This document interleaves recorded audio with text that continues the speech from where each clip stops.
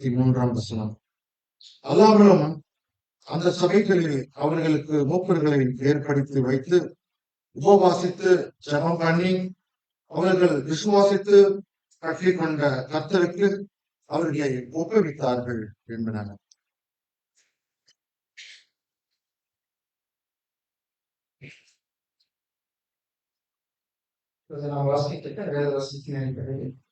தெய்வீக ஏற்பாடும் சபையின் ஒருமைப்பாடும் என்ற தலைப்பின் கீழாக வேலை செய்யக்கூடிய கோவையில் இருக்கு அப்படின்னு சொல்லிட்டு நான் சமைச்சது.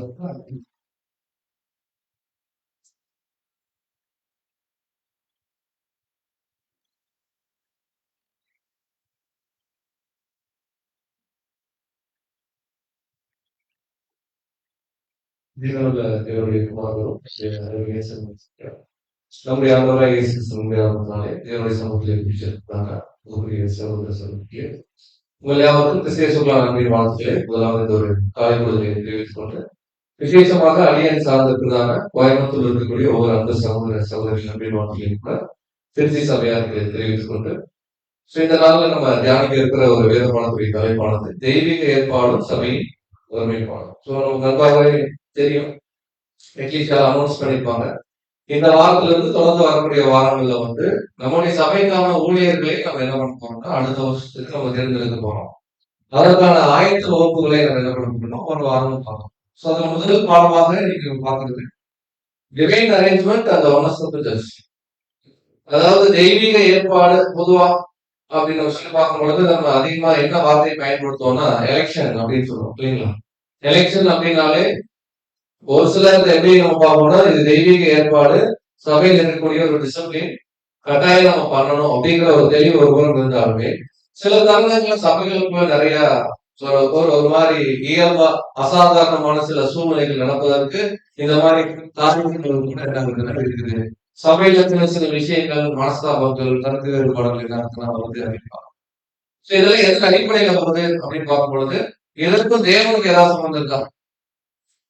தேவன் ஒரு திட்டத்துல சட்டம் கொடுத்திருக்கார். அந்த சட்டத்தை பின்பற்றக்கூடிய நமக்குள்ள சில வேறுபாடுகள் இருக்கு. அந்த வேறுபாடுகள் எப்படி இருக்கு பார்க்கும்போது ஒவ்வொருத்தருமே மாம்சத்துல இருக்கிறோம். ஒவ்வொருத்தருமே வருஷத்துல ஏதாவது படிச்சவர்கள் இன்னும் அனைத்து விஷயங்களும் குறையப்பட்டிருக்கிறோம். இந்த குறைவுகளை இருக்கிற நிறைவை நோக்கி போகுது. இந்த மாதிரி தேவனுக்கு சொல்லக்கூடிய காரியத்தை நம்ம நடைமுறைப்படுத்தும் போது சில சிக்கல்கள், சில நம்முடைய மாம்ச சுபாவங்களை வெளிப்படுத்தக்கூடிய காரியங்கள் இதெல்லாம் நடக்கும். சில பாடத்துல நம்ம என்ன தலைப்பு வச்சுட்டோம்னா தெய்வீக ஏற்பாடு. இது கட்டாயம் என்னதான் தெய்வீக ஏற்பாடு தான். பட் இந்த தெய்வீக ஏற்பாடுல சபையுடைய ஒருமைப்பாடு எப்படி இருக்கு அப்படிங்கறது என்ன பண்ணலாம்.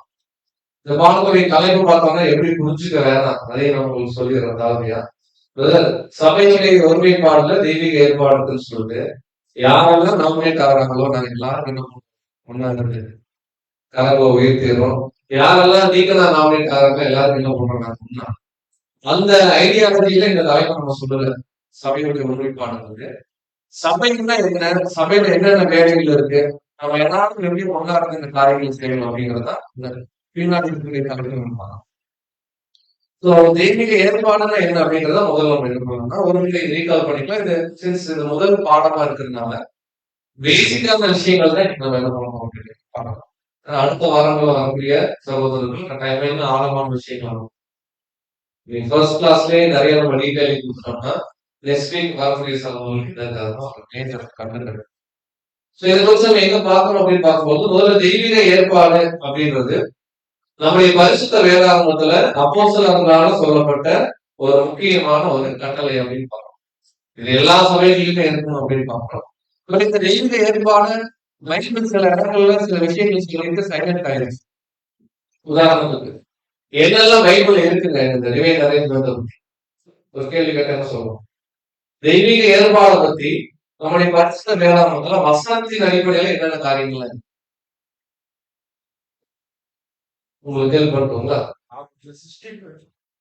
இல்ல, தெய்வீக ஏற்பாடு சொல்றது எலெக்ஷன் பத்தி பைபிள் என்னெல்லாம் இருக்கு அப்படின்னு பார்க்கும்போது மூப்பர் அப்படின்னு ஒரு ஊழியம் இருக்கு சபையில, உதவிக்காரர்கள் அப்படின்னு ஒரு ஊழியம் சபையில் இருக்கு. ஒருவர் மூப்பராக இருக்கணும்னா இந்த தகுதிகள்லாம் இருக்கு, ஒருத்தர் உதவிக்காரனா இருக்கணும்னா இந்த தகுதிகள்லாம் இருக்கு. இப்படிங்கிறதுல பைபிள் இதை தாண்டி நிறைய ஆலோசனை இல்லைங்களா? ஒவ்வொரு சபையிலும் இதை எப்படி நடைமுறைப்படுத்துறது அப்படிங்கிற விஷயத்திற்கு வேதாந்தத்தின் மூலமா அநேக காரியங்கள் தேவன் கொடுக்குறாரு. சோ இதை குறித்துதான் நம்ம எங்க வாசிக்கிறோம்னா 6வது பாலியல்ல சாப்டர் 6ல பொது கிறிஸ்தியுடைய முறை ஒழுங்கும் அப்படிங்கிற விஷயத்துல இதை எப்படி நடைமுறைப்படுத்துறது அப்படிங்கிறது நிறைய ஆலோசனைகள் சோ இந்த நாமத்தை முதல்ல எழுதும் போதே முதல் வரையிலே பிரதர் என்ன எழுதுறாரு பாத்தீங்கன்னா, அங்க கீழே இருக்கக்கூடிய விஷயங்கள் பார்க்கும் பொழுது இந்த விஷயத்தை நாம் கவனிக்கும் போது சபையின் ஒருமைப்பாட்டை நம்முடைய மனங்களுக்கு முன்பாக என்ன பண்ணணும். அப்ப பாருங்க, ஒரு தெய்வீக ஞானத்துல உங்களுடைய சகோதரர் என்ன கொடுக்குறாங்கன்னா, இப்படி எல்லாம் நிறைய விஷயங்கள் பின்னாடி நம்ம பார்க்க போறோம், நிறைய நடைமுறைப்படுத்த போறோம். இது எல்லாத்துக்கும் முன்பாக நம்முடைய மனக்கண்கள்ல நம்முடைய கண்களுக்கு முன்பாக என்ன கொண்டு வரணும்னா ஒன்னஸ் ஆஃப் த சர்ச், நம்முடைய திருச்சி எக்லீசியாவுடைய ஒருமைப்பாட ஒரு கணம் நம்ம என்ன பண்ணணும், திங்க் பண்ணணும். ஒருமைப்பாடு சென்ஸ் என்னன்னா, நம்ம எல்லாரும் ஒரே சரீரம், ஒரே அழைப்புக்காக வந்திருக்கிறோம், ஒரே சத்தியத்துக்குள்ள இருக்கிறோம். ஆனாலும் மானசத்துல இருக்கிறனால சில வேறுபாடுகள் இருக்கலாம். ஒரு சகோதரர் நல்லா வளர்ந்துருக்கலாம், ஒரு சகோதரர் இப்பதான் வளர்ந்துட்டு இருக்கலாம், ஒருத்தர் இருந்திருக்கலாம், இவங்க வளர்ச்சிக்குள்ள வித்தியாசம் இருக்கின்றவங்க எதுல இருக்கக்கூடாது இருக்கிறாருன்னா தெய்வீக ஏற்பாடுல நாம ஒருமைப்பாடுகள் இருக்கணும். ஃபர்ஸ்ட் பாயிண்ட் என்ன சொல்றாருன்னா, சபையுடைய ஒருமைப்பாடு ரொம்ப ரொம்ப முக்கியம். அடுத்து நம்ம சபைக்கு யாரு ஹெட் அப்படின்னு கேட்டா என்ன சொல்லுவோம்? நம்ம சபைக்கு ஹெட் யார் அப்படின்னு கேட்டா கர்த்தராகிய இயேசு கிறிஸ்து. அதுக்கு அடுத்தபடியா யாரு ஹெட் அப்படின்னு கேட்டா அப்போஸ்தலர். அதுக்கு அடுத்தபடியாக ஊழியத்தின் முறையில நிறைய சகோதரர்களே தேவன் என்ன பண்ணுவார், ஒவ்வொரு வருஷம் அதை அமைப்பார். இப்ப பொதுவாக எக்லீசியாவுக்கு யாரும் தலைமை தாங்கி நடத்துறாங்கன்னா இயேசு கிறிஸ்து. இதை எப்படி நம்ம கன்ஃபார்ம் தேவன் எங்க எக்லீசியாவுக்கு இயேசு கிறிஸ்து தான் பிரதர் தலையாக செயல்படுறாருன்றத நாம தேவனுக்காக எப்படி கன்ஃபார்ம்? சபைக்கு தலை கிறிஸ்து கரெக்டா? பட் நாம தேவன் கிட்ட எங்க எக்லீசியாவுக்கு எல்லாத்துக்கும் மேல எல்லா பிரதர்ஸ் சிஸ்டர்ஸ்க்கு மேல எங்க எக்லீசியால இயேசு கிறிஸ்து தான் எப்பவுமே ஹெட் அப்படின்றத நம்ம பதிலா சொல்றோம் இல்லைங்களா? இதை எப்படி தேவன் முன்னாடி ப்ரூவ் பண்றது? பரிசுத்த ஆவியின் மூலமா அவர் சொன்ன வசனங்களுக்கு கீழ் படிஞ்சோம் அப்படின்னா அவர்தான் ஹெட். கரெக்டுங்களா? கீழ் படியலன்னா இதை நம்ம வேற இடத்துல கூட வசனம் பாக்குறோம். அந்நாளில் அநேக ஸ்திரீகள் நம்முடைய ஆண்டவர் என்ன பண்றாங்க, புடிச்சுக்கிட்டு பேர் மாத்திரம் உங்களுக்கு நாங்க என்ன பண்ணிக்கிறோம் வச்சுக்கிறோம், நாங்களுடைய சொந்த சாப்பாடு என்ன பண்ணிக்கிறோம். என்னன்னா கிறிஸ்தவ சொல்லிட்டா அது பேசுறதுக்கு கூடாது. நம்ம எல்லாருடைய வாழ்க்கையிலும் சபையில் இருக்கக்கூடிய எல்லா காரியங்களுக்கும் முதன்மையா யார் இருக்கும்னா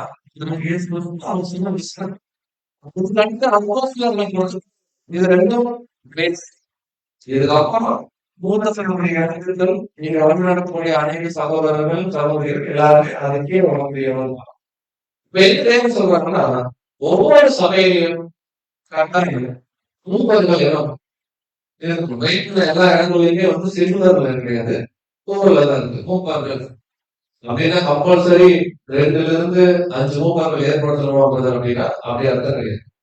பொதுவாக அநேக ஊழியர்கள் என்பது சபைக்கு ஆரோக்கியம். பட் கல்விகளின் அடிப்படையில உணர்வுகளின் அடிப்படையில என்ன கேட்டீங்கன்னா வரணுமே தவிர எண்ணிக்கைக்காக நம்ம நிறைய மூப்பர்களை அழைக்கணும் தேவை சொல்ல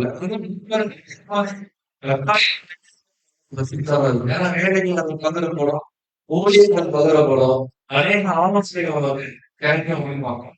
ஒரு விஷயம் பார்க்கணும்னா நீங்க பார்க்கறது பேசிக்கிறதுக்காக இருக்கும். நீங்க அதனால அந்த மைண்ட் செட் வரும். ஒவ்வொரு எக்லீசியாலையும் எல்டர்ஸ் என்ன பண்ணோம்னா ஏற்படுத்தணும். எப்படி ஏற்படுத்தணும்? நம்ம மனசுல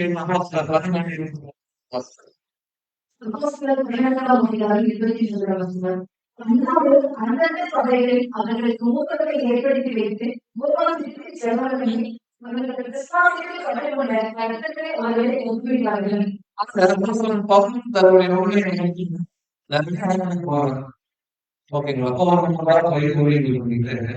அனுதாபப்படுத்தணும். அந்த வார்த்தையை கவனிங்க.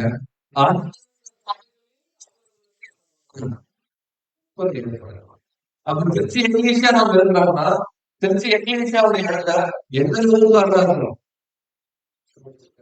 அளவுக்கு இருக்கு. அந்தந்த சபைகளே என்ன பண்றோம்னா விஷயம் என்னன்னா நமக்குள்ள யார் இந்த ஊழியர்களுக்கு தகுதியா இருக்கிறாங்களோ அந்த சகோதரர்களே நாம என்ன பண்ணணும்னா தேர்வு செய்யணும்.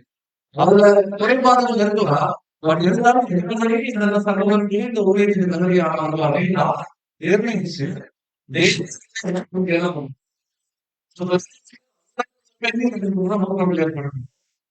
ஏற்படுத்தி வைத்துங்கிற வார்த்தையை நம்ம பாக்குறோம். அப்படிங்கிற பவுல் வரலாம் வந்து திடீர்னு நம்ம விளாடலாம். நீங்க தான் அப்படின்னு அங்க ஏற்படுத்தி வைத்து அப்படிங்கிற வார்த்தையை நம்ம கவனிக்கிறோம். அதனுடைய மூல வார்த்தை ஆங்கில பதம் R9, அதனுடைய கிரேக்க பதம் பார்க்கிறோம். என்ன அர்த்தம் கேட்டீங்கன்னா கருங்களை உயர்த்துவதன் மூலம் என்ன பண்றது? கை உயர்த்ததான் பிரச்சனையா இருக்கு. பேசாம சீட் முடிச்சீங்கன்னா என்ன பண்ற எழுதி போட்டோம்னா பிரச்சனை இல்லையா? பண்ணலாம். ஆனா நம்ம இப்பதான் சொன்னோம், நம்ம எதிர்த்தாக்கு யார் தலை? அவங்க சொல்றது என்ன பண்ணலன்னு அர்த்தம். சீட் எழுதி போட்டோம்னா கேட்கல. அப்ப பேருக்கு மாத்திரம் அவங்க ஹெட்டா என்ன பண்ண முடியாது, வைக்க முடியாது. அப்படின்னு அந்த வசனத்துல இருக்கானா ஆங்கில பைபிள்லயே சில டிரான்ஸ்லேஷன் எப்படி இருக்குன்னா அப்படின்னு அப்ப பாக்கிறோம் கரங்களை உயர்த்தி என்ன பண்ணணும்னா தேர்வு செய்யணும். அப்ப நம்ம இங்கிலீஷால கூட எந்த வசனம் மட்டும் இல்ல, இன்னும் தேவன் எவ்வளவு நாள் ஆனா முன்வடிக்கிறாங்களோ எவ்வளவு நம்ம வருடங்களோடு ஊழியர்களை தேர்வு செய்யும் போது நம்ம கிளியரா ஸ்கிரிப்சர்ல தெரிஞ்சிருக்கணும். வசனமே சொல்லுது நாம் கரங்களை உயர்த்தி என்ன பண்ணணும், ஊழியர்களை தேர்வு செய்யணும். எந்த காரியத்துக்கு மட்டும் கிடையாது. நம்ம ஒருவேளை பிராக்டிஸ்ல இருக்கலாம், சில விஷயங்கள் வரக்கூடிய நாட்கள பிராக்டிஸ்லாம். சபையில எந்த ஒரு முடிவு எடுக்கிறதா இருந்தாலும் பொதுவா நிறைய சிக்கலான சூழ்நிலைகள் அவருடைய அட்லீஸ்டா அந்த தருணங்கள்ல அந்த முடிவுகளை எடுக்கிறதா இருந்தா கூட வழிநடத்தக்கூடிய சகோதரர்கள் நம்ம எல்லாருக்கும் அந்த ஒரு சுயாதி வச்சு கொடுப்பாங்க. இப்படி முடிவு பண்ணிக்கலாமா அப்படின்னு ஒரு பிசினஸ் பண்ணிக்கலாம் அவங்ககிட்ட கேட்கும் பொழுது அங்கேயே கரங்களை வைத்துவதன் மூலமா என்ன கேட்டீங்கன்னா அங்க முடிவை தெரிவிக்க போகணும். சோ இது வேற எதுக்காக இந்த மாதிரி பண்ணியிருக்காங்களா? அதே கிறிஸ்துவாலி நம்ம படிக்கிறோம். நல்ல காரியம் சொல்லி ஆரம்ப நாட்கள்ல ஒரு ஊழியம் இருந்துச்சு. அதாவது எருசலேம்ல இருக்கக்கூடிய சபையார் கஷ்டப்படும் போது அருகில் இருக்கக்கூடிய சபையாரெல்லாம் கொஞ்சம் பொருட்கள் பணங்கள் சேகரிச்சு அவங்களுக்கு கொடுப்பாங்க. அப்படி கொடுக்கும்போது குறித்த சபையில ஒரு வார்த்தை கவனிக்கணும். அங்க இருந்து ஒருத்தர்கிட்ட அந்த அமௌண்ட்டை கொடுத்து அனுப்பும் புரியுற மாதிரி சொல்லும். திருச்சி சபையார் கோயம்புத்தூர் சபையாருக்கு ஒரு ஊழிய உதவி பண்றதுக்கு வாய்ப்பு கிடைச்சிருக்கு, அவர் கொடுத்துருக்காரு திருப்பியா அப்படிங்களா? அப்ப இங்க இருந்து இந்த முக்கியமான விஷயத்த இன்னைக்கு ஜிபே, இன்னைக்கு கொரியர் இருக்கு, பொருள் கொரியர் போட்டு அங்க போயிடும். அன்னைக்கு அப்படி இல்லை. அப்ப இங்க இருந்து அந்த காரியத்தை பொறுப்பா ஒரு பிரதருக்கு நம்ம இன்சார்ஜ் கொடுக்கலாம். ஏன்னா இது ரொம்ப சென்சிட்டிவான விஷயம். அந்த இந்த ஊழியம் குற்றப்படுத்தப்படக்கூடாதுன்னு சொல்லி யோசித்து நம்ம ஒரு பிரதருக்கு இந்த ஊழியத்தை கொடுக்குறோம். ஏதோ ஒரு ஊழியம் கோயம்புத்தூர் சமைக்கிற ஊழியம் கொடுக்குறோம், ரொம்ப சென்சிட்டிவா. உண்மையா சொல்ல நீ கோயில் வந்துச்சு வேற ஏதாவது இந்த மாதிரி நடக்குதுன்னா அப்போ சபையார் எல்லாருடைய அனுமதியின் பேர்ல அது நடந்துச்சுன்னா எக்லீசியா ரொம்ப ஆரோக்கியம். கருத்து வேறுபாடுகள் அது தவிர்க்கப்படும். ஒருவேளை சபையில கேட்கும் பொழுது ஒரு 90% பேர் அந்த பிரதர் பண்ணட்டும் சொல்றாங்க, ஒரு 10% பேர் அந்த பிரதர் பண்றதுல எனக்கு உடன்பாடு இல்லைன்னு சொல்லி கரங்களை உயரத்துல அனுப்புறேன். முடிவே கிளியர் ஆனவங்க அந்த 10% பேரும் இது தேவன் கொடுத்த முடிவு அப்படின்னு என்ன பண்ணணும்னா கேட்டுக்கொள்ளும். அதுதான் எக்லீசியாவுடைய ஒன்னஸ். கருத்து வேறுபாடுகள் இருக்கலாம், பட் எல்லாருக்கும் இயேசு கிறிஸ்து அனுமதிக்கக்கூடிய அந்த விஷயத்திற்கு நேராக ஒரு தரத்துல அந்த திருப்பி போடும் பொழுது எக்லீசியா எப்படி இருக்குன்னு கேட்டீங்கன்னா ரொம்ப ஆரோக்கியமா இருக்கும். சோ இதுவும் நடந்துச்சு. வாசிக்கலாம் 2 கொரிந்தியர் 8:19. 2 கொரிந்தியர் 8:19. அது மாத்திரமல்ல, கர்த்தருக்கு மகிமை உண்டாகவும் உங்களுக்கு மன விருப்பம் விலகவும் எங்கள் ஊழியத்தினாலே சேர்க்கப்படும் தர்ம பணத்தை கொண்டு போகிறேன். எங்களுக்கு வழித்துணையாய் இருக்கும்படி அவன் சபைகளால் தெரிந்து ஏற்படுத்தப்பட்டவனாய் இருக்கிறான். பாருங்க, அப்படிப்பட்ட சகோதரன் பணங்களை எடுத்துட்டு போய் இன்னொரு இடத்துக்கு கொடுக்கக்கூடிய சகோதரன் பவுலுக்கு வழித்துறை சகோதரன் உங்கள் அந்த வார்த்தை கவனிங்க. கர்த்தருக்கு மகிமை உண்டாகணும், உங்கள் மனதிற்கும் என்ன ஆகணும். இப்ப சபையான இடத்துடைய மனசு பெருமையை விருப்பம் வந்தாங்களா தெரியும் இந்த அப்படின்னு அதான் கீழே அவன் வழித்துணையா இருக்கும்படிக்கு அவன் சபைகளால் தெரிந்து ஏற்படுத்தணும். இங்கே பயன்படுத்தப்பட்ட வார்த்தை பொதுவா பார்க்கணும், முக்கியமா இந்த 2 இடங்கள்ல தான் அந்த வார்த்தை பயன்படுத்தப்பட்டிருக்கு. ஒரு எக்லீசியால ஒரு பொதுவான ஒரு முடிவு எடுக்கிறோம் நம்ம எல்லாரும் அப்படின்னா, அது எந்த அடிப்படையில இருந்தா கர்த்தர் கொடுத்த ஆலோசனை எடுத்துக்கலாம்னா, அதோட முன்வைக்கும் போது சபையார் அநேக கரங்களை உயர்த்தி அது முடிவு ஓகே இல்ல நோ அப்படின்னு ஒரு டிசிஷன் கொடுத்தாங்கன்னா, அந்த தேவனே கொடுத்ததா நம்ம என்ன பண்ணலாம்னா விசுவாசிக்கணும். அதுல ஒருவேளை நமக்கு மாற்றம் இருக்கும் பட்சத்துல தேவன் இப்படி முடிவு கொடுத்துட்டாரு, ஒருவேளை நான் யோசிச்சு தவறா இருக்கலாம், நான் இவர்கள் எடுத்த முடிவோட நான் என்ன பண்றேன், இது நம்ம முடிவே எடுக்கி இது நம்ம நாமினேஷனே பண்ணல, என்ன எலெக்ஷனே பண்ணல. ஃபர்ஸ்ட் கிளாஸ்லயே நம்ம என்ன மைண்ட் செட் கொண்டு வரோம்னா, எனி ரிசல்ட் நம்ம இங்கிலீஷ்ல என்ன மாதிரி ஒரு முடிவு இருக்கு, அது ரொம்ப கடினம் பிரதர், இந்த மாதிரி ஒரு முடிவு வந்துச்சுன்னா ரொம்ப கஷ்டம் பிரதர் அப்படின்னு கூட நம்ம யோசிக்கலாம். பரவாயில்ல, தேவனுக்கு தெரியாம அதை அனுமதிப்பாரா? அப்ப தேவன் அனுமதிக்கும் போது அது தேவன் கொடுக்கிற முடிவாக பட்சத்துல இன்னைக்கே நம்முடைய மனநிலைய அதுக்கு இசைவா நம்ம என்ன பண்ணிக்கலாம் அப்படின்னா, ஓகே தேவன் கொடுத்தா சரி. ஏன் இந்த நடைமுறை ஏதோ சகோதரர் நடத்துறாங்க அப்படியே இருந்துட்டே போட்டுமே, வருஷம் வருஷம் என்ன பண்றது, திரும்ப திரும்ப மாத்திக்கிட்டே இருக்கிற மாதிரி எல்லாம் திரும்ப திரும்ப ரினியூ பண்ற மாதிரி இருக்குன்னா, பிரதர் கொடுக்குற ஒரே ஆலோசனை தான். இதுதான் பெரிய பிரச்சனை. குருமார்கள் பாமர மக்கள். குருமார்கள்னா யாருங்க? இது நான் உண்மையே சொன்னா இது பேசிக் சப்ஜெக்ட் தான் படிச்சுருக்கோம், ஆல்ரெடி நிறைய படிச்சுட்டாங்க. குருமார்கள் தான் ஒரு அவங்க பேருங்க நமக்கு தெரியல, கரெக்டா உச்சரிக்க தெரியல, அப்படி முன்னாடி அங்கீகாரம் போட்டு இருப்பாங்க. இன்னொருத்தங்க கிளர்ஜி அண்ட் லைட்டிங் லைட்டிங்னா பாமர மக்கள். அதாவது இப்போ நம்ம எக்ஸாம்பிள் நம்ம பொதுவான ஒரு எந்த ப்ராப்ளம் வருது அப்படின்னு பார்க்கும்பொழுது இவர்கள் என்ன பண்ணாலும் அது சரி அப்படின்னு ஒரு பிரச்சனை இருக்கு. இவங்கனால இவங்களுடைய தனிப்பட்ட உரிமையை கூட என்ன பண்ண சபையில சொல்ல முடியும். ஆக்சுவலா தேவன் அப்படி சபை என்ன பண்ணலன்னா வைக்கல. சபை என்பது சபையின் பிள்ளைகளுக்காக தான் ஊழியர்கள் அங்க வேலை செய்யறாங்க. பட் இந்த வேலை செய்யக்கூடிய ஊழியமே பேக்ரவுண்ட்ல இருந்து என்ன ஆயிடுச்சுன்னா இது ஒரு பொசிஷன் ஆயிடுச்சு. இது ரொம்ப கனப்படுத்தக்கூடிய இடமாகவும் நிறைய விஷயங்கள் நன்மைகள் பெறக்கூடிய இடமாகவும் இது காணப்படுது. கீழே இருக்கக்கூடிய ஜனங்களை அந்த ஒரு அடிப்படை தன்மையில என்ன பண்றாங்க, இது இருக்கக்கூடாதுன்னு தேவன் என்ன பண்றாருன்னா ஆதியிலே முடிவு பண்றாரு.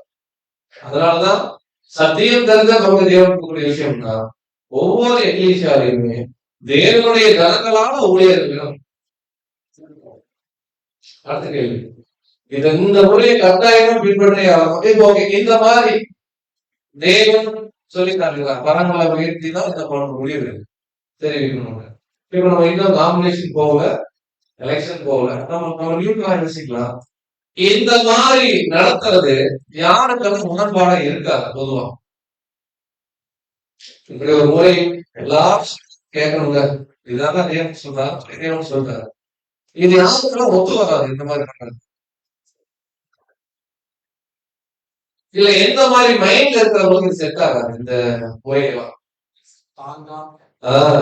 ரொம்ப முக்கியம் என்னன்னா, எந்த ஒரு சகோதரன் தான் எப்பொழுதும் எவர்லாஸ்டிங் எழுதா இருக்கணும், சுயநலத்துல ஊறி இருக்கும் போது என்னால தோல்வியை சந்திச்சுக்கவே முடியாது அப்படிங்கிற ஒரு மைண்ட் செட்ல இருக்கிற யாருமே இது ரொம்ப ஈஸியா எடுத்துக்கவே மாட்டாங்க. இது ரொம்ப கடினமான உபதேசம் யோசிப்பாங்க. யாருக்கு ரொம்ப லைட்டா இருக்குன்னா சபையில காரணம் கொடுத்தா செய்யலாம், இல்லைன்னா யாரு வேலை செய்யறாங்களோ அவங்களோட பின்னாடி என்ன பண்ணலாம், வேலை செய்யலாம் அப்படி தாழ்ந்து போகிற மைண்ட் இருக்கும் பொழுது இது ஒரு பெரிய விஷயமே கிடையாது. ரொம்ப எளிமையாக சபையில ரொம்ப சாதாரண ஒரு நிகழ்வாக ஒரு ஆராதனையில நடக்கக்கூடிய விஷயமா இருக்கும். இது ஒரு பெரிய இன்னைக்கு இந்த மாதிரி எலெக்ஷன் அப்படின்னாலே சொல்லி ஒரு பேர் இல்லைங்களா, எளிய மனைவி எக்லீசியால நம்ம கேள்விப்பட்டிருக்கிறோம், நம்ம நேர்ல பார்க்கல. அநேக மூத்த சகோதரர்கள் இந்த மாதிரி காரியங்கள் பல வருஷமா பண்ணக்கூடிய சபைகள் தான் பாத்தீங்கன்னா ஜஸ்ட் ஒரு ஆராதனை முடிச்சோம்னா 1/2 மணி நேரத்துல எல்லாம் முடிச்சிடும். ரொம்ப யதார்த்தமா நடக்குது. இது ஒரு பெரிய விஷயமாவே இருக்காங்க. ஏன்னா அந்த அளவுக்கு முதிர்ச்சியில வழிபடுத்துறவங்களும் காணப்படுறாங்க, சபையாரும் காணப்படுறாங்க. இப்ப நம்ம அளவுக்கு முதிர்ச்சியை நோக்கி போயிட்டு இருக்கிறோம், சபையாரும் போயிட்டு இருக்கிறோம், நிறுவனங்களும் போயிட்டு இருக்கிறாங்க. எவ்ரி இயர் நம்ம எலெக்ஷன் எக்லீசியால பண்ணி பார்க்கும்போது அது முதிர்ச்சியை நோக்கிதான் போவோம். எந்த வகையிலும் தேவன் பண்ண ஏற்பாடுக்கு நம்ம எதிராக இருக்கக்கூடாது. சரி இது பண்ணிதான் ஆகணுமான பிரதர் சொல்ல ஒரே பாயிண்ட் என்னன்னா, நம்ம எக்லீசியாக்கு கேட்டு 2 பேர். முதல்ல கர்த்தர், அதுக்கப்புறம் அப்போஸ்தலர்கள். இந்த முறை பவுலால சொல்லப்பட்டவங்க. அப்போஸ்தலர்கள் அங்கீகரிச்சாங்க சொல்லலாம். அவங்க பேர் இது கட்டாயமா எக்லீசியா என்ன பண்ணணும்னு கேட்டீங்கன்னா, எப்பொழுதும் நடத்த முடியும். அடுத்து சில பிராக்டிகல் குறித்து நம்ம கேட்கிறோம். உங்களுக்கு ஒரு பிரதர் இருக்காங்க, பிரதர் ஏ அப்படின்னு வச்சுக்கோங்க பொதுவா. அந்த பிரதருக்கு நல்லாவே தெரியுது, பிரதர் நீங்க எத்தனை வருஷம் எலெக்ஷன் பண்ணாலும் என்ன எக்லீசியா எலெக்ட் பண்ணிடும். எதுக்கு வருஷம் வச்சுட்டு அதுக்காக ஒரு 4 காசு எடுத்துட்டு எது கஷ்டப்படுறீங்க? நானே ஒரு 10 வருஷத்துக்கு என்ன பண்ணிக்கிறேன். சரி நம்ம எக்லீசியா யாரும் இல்ல, உதாரணத்துக்கு பிரதர் சொல்றாரு அப்படி சொல்றாங்கன்னா அது கரெக்டா இருக்கும். அதான் அதுதான் பிரதர் கொடுத்த ஆலோசனை வாசிக்கலாம். 352 ஆகவே எந்த மூப்பருக்கும் தனக்காக நியமித்துக் கொள்ளும் அதிகாரம் கிடையாது. உண்மையாகவே கிறிஸ்துவின் சரீரமான சபையை புறக்கணிக்கும் தன்மையையும் தன்னையும் தன்னுடைய யோசனையையும் மேலானது என்று எண்ணுவதும் எப்படிப்பட்ட ஒரு சகோதரர் மூப்பராக அழைக்கப்படுவதற்கான காணப்படவில்லை என்பதற்கு முதல் தரமான ஆதாரமாக இருக்கிறது.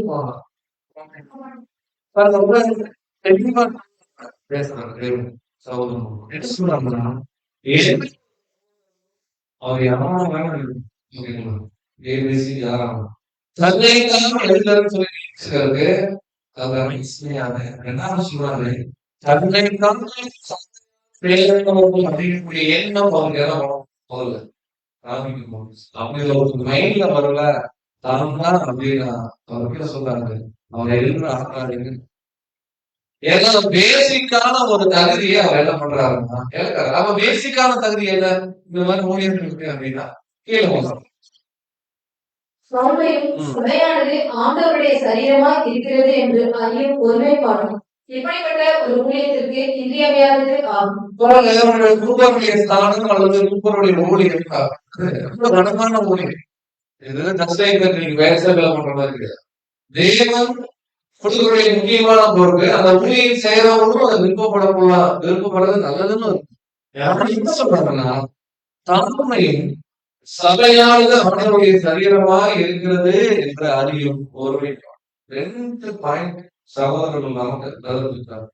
இந்த ஊழியத்துக்கு நாம் வரும்பொழுது முதல் பாயிண்ட் நமக்குள்ள காணப்படும் தலைமை. அது 2 வார்த்தையை பிரிக்கலாம். ஒண்ணு மறைவான தலைமை, இன்னொன்னு மனத்தலைமை. நாம இந்த காலப்பகுதியில மாத்திரம் ரொம்ப சின்சியரா எக்லீசியால இருக்கு, ரொம்ப ஹம்பலா இருந்து கரெக்டா ஒரு உதாரணத்துக்கு இன்னைக்கு டிசம்பர் வச்சுக்கோங்களேன், அப்படியே நவம்பர்ல இருந்து ஒருத்தருக்கா போன் பண்ணி நல்லா இருக்கீங்களா, பரவாயில்லைங்களா தெரியாது. தாழ்மை வேற, மாயமான தாழ்மை வேற, மனத்தாழ்மை. எப்பொழுதும் யதார்த்தமா நிதானமா சத்தியத்தின் அடிப்படையில் இருக்கும். அவர் சொல்றாரு தாழ்மையும் அடுத்து நம்ம எல்லாரும் கிறிஸ்துவின் சரீரம்ன்ற அந்த அறிவு சொல்றாங்க. யதார்த்தமா அந்த வார்த்தையை பயன்படுத்துவோம், யாராவது திட்டம் பயன்படுத்துவோம். ஆனா என்ன சொல்றாருன்னா அந்த அறிவு இன்றையமையானது. எப்ப எக்லீசியால நம்ம இருந்து யோசிச்சா கூட எல்லா பிரதர் சிஸ்டர்ஸும் கிறிஸ்துவுடைய சரீரம். என் சரீரத்துக்கு நான் எப்படி நான் யோசிப்பேன், என் சரீரத்துக்கு நான் எப்படி இந்த காரியத்தை பண்ணலாம், இந்த மைண்ட் செட் காணப்படணும். பொதுவா ஊழியர்களாக நம்ம தேர்ந்தெடுக்கக்கூடிய சகோதரர்களுக்கு கட்டாயம் அடிப்படை தகுதிதான். உடனே சொல்றாரு, தான் ஏற்றுக்கொள்ளப்படுவதற்கு எந்த ஒரு பிரச்சனையும் கிடையாதுங்க அப்படின்னா கூட அவரே நீடிச்சு கூடாதுன்னு சொல்றாரு. தான் ஏற்றுக்கொள்ளப்படுவதை குறித்து எந்த கேள்வியும் எழுவாது என்ற நிச்சயம் இருந்தாலும் எந்த ஒரு சகோதரனும் தேர்தல் நடத்தப்படாமல் சபையின் தலைவர் போன்ற பொதுவான கடமைகள் ஏற்றுக்கொள்ளக்கூடாது. வேதாகம முறையானது எல்லா சபையிலும் மூப்பர்களை ஏற்படுத்துவது வாக்கு செலுத்தும் படியாக கரங்களை நீட்டுவதன் மூலமாகும். ஊழியம் செய்வதற்கு முன்னர் இப்படி ஒரு தேர்தல் வேண்டும் என்று வற்புறுத்துவது ஏனென்றால் வேதாகம முறையை பின்பற்றுவதுதான். அது மூப்பரை பலப்படுத்துகின்றது. மேலும் ஆண்டவருடைய நாமத்தினாலும் ஆவியினாலும் மூப்பரை ஏற்படுத்தும் போது அது தேவனுடைய விருப்பத்தையும் சித்தத்தையும் வெளிப்படுத்துகிற விதமாக சபை பொறுப்புகளையும் அது நினைவூட்டுகிறது. ரொம்ப தெளிவா இருக்கு. ஏன் இதை பண்றோம் அப்படின்னா, பிரதர் எழுதுறாரு, பிரதர் என்ன எழுதுறாரு, பைபிள ஃபாலோ பண்றதுதான் அப்படிங்கிற. ஏன்னா வேதாகம முறைதான் சொல்லுது மூப்பர்களை ஏற்படுத்தணும், அவர் எந்த ஆட்சேபனையும் இல்லைன்னா கூட பரவாயில்ல நம்ம ஒரு விஷயத்த ஒரு முறை நடத்திட்டு அவர் வீட்டுக்கு வந்தாரு. அவருக்கு ஒரு நன்றி உணர்வு இருக்குல்ல, பரவாயில்ல தேவன் பயணம் கொடுத்திருக்காரு. சபையா இருக்கும் அவங்க எதிரியா நமக்கு ஒரு கடமை இருக்கு, நம்ம சபையை நம்ம தான் தேர்வு செய்யணும் அப்படிங்கிற அவங்களுடைய ரெஸ்பான்சிபிலிட்டி இருக்கும். அங்க நினைவூட்டப்படும் அப்படின்னு ரெண்டு பாயிண்ட் பார்க்கணும். சரி, அப்படி ஒரு நூற்பாக்கு நல்லது நூற்பாக்கெல்லாம் நம்ம தேர்வு செஞ்சுட்டோம். அவர் எவ்வளவு பாயிண்ட் பேசிட்டோம். இதை குறிச்சு பைபிள் சைலண்ட் ஆயிடுச்சு. நம்முடைய பரிசுத்த வேதாகமத்துல எங்கேயுமே எனக்கான நேரடியான ஒரு வசனம் காணப்படல. ஒரு வருஷத்துல இருக்கும், இல்ல 3 மாசம் கழிச்சு என்ன பண்ணிக்கலாம், மறுபடியும் எலெக்ஷன் பண்ணலாம், இல்ல 6 மாசம் கழிச்சு பண்ணிக்கலாம், இல்ல 3 வருஷம் கழிச்சு பண்ணிக்கலாம் அப்படி இல்லை. பட் பொதுவாக நம்முடைய இல்லை அப்படின்னா அதுக்கு அடுத்து நம்ம பார்க்கக்கூடியது நம்முடைய அப்படி அந்த சொல்லி பார்க்கும்பொழுது அவர் ஒரு பாயிண்ட் இப்படிப்பட்ட வேலைகளுக்கு 1 வருஷம் அல்லது பாதி அல்லது அதாவது 1 year 6 months ஆர் 3 months. பொதுவாக எவ்ரி இயர் பண்றோம். என்ன காரணம் அப்படின்னு பார்க்கும்போது உதாரணத்துக்கு இப்போ ஒருவேளை 3 மாசம் வைக்கிறோம்னு வச்சுக்கோங்களேன்.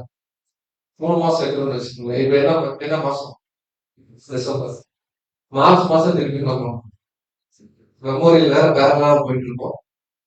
சரி, மார்ச் மாசத்துக்குள்ள வரக்கூடிய ஊழியர்கள் நல்லா தான் சபைக்கு ஊழியம் பண்ணியிருக்காங்க, வேலையிலே பண்ண முடியாது. அவங்க பிளான் போடுறதுக்குள்ளேயே பிப்ரவரி மாசம். நம்ம பொதுவா இதை குறித்து இந்த ஆல்ரெடி பண்ணிட்டு இருக்கக்கூடிய மூத்த சகோதரர்கள் எல்லாருடைய ஆலோசனையும் பார்க்க முடியும். வெளியும் ஒரு எக்ஸாலாம் ஒரு சர்மண்ட் வராங்கன்னா ஒரு 1 year-ஆக அவங்க அந்த ரீடிங் ஸ்பேஸ் கொடுக்கணும்.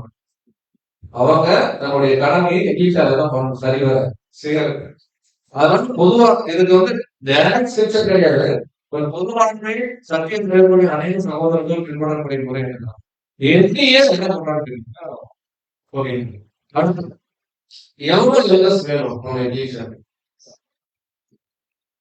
அதுதான் பைபிள் டிஃபைன் இருக்கா. இத்தனை பேர் இருந்தா இத்தனை எல்லஸ் இருக்கணும் அப்படின்னு இந்த இடத்துல நம்முடைய பரிசுத்த வேதாகமோ இந்த பக்கம் நம்முடைய பரிசுத்த வேதாகமோ சைலண்டா இருக்கு.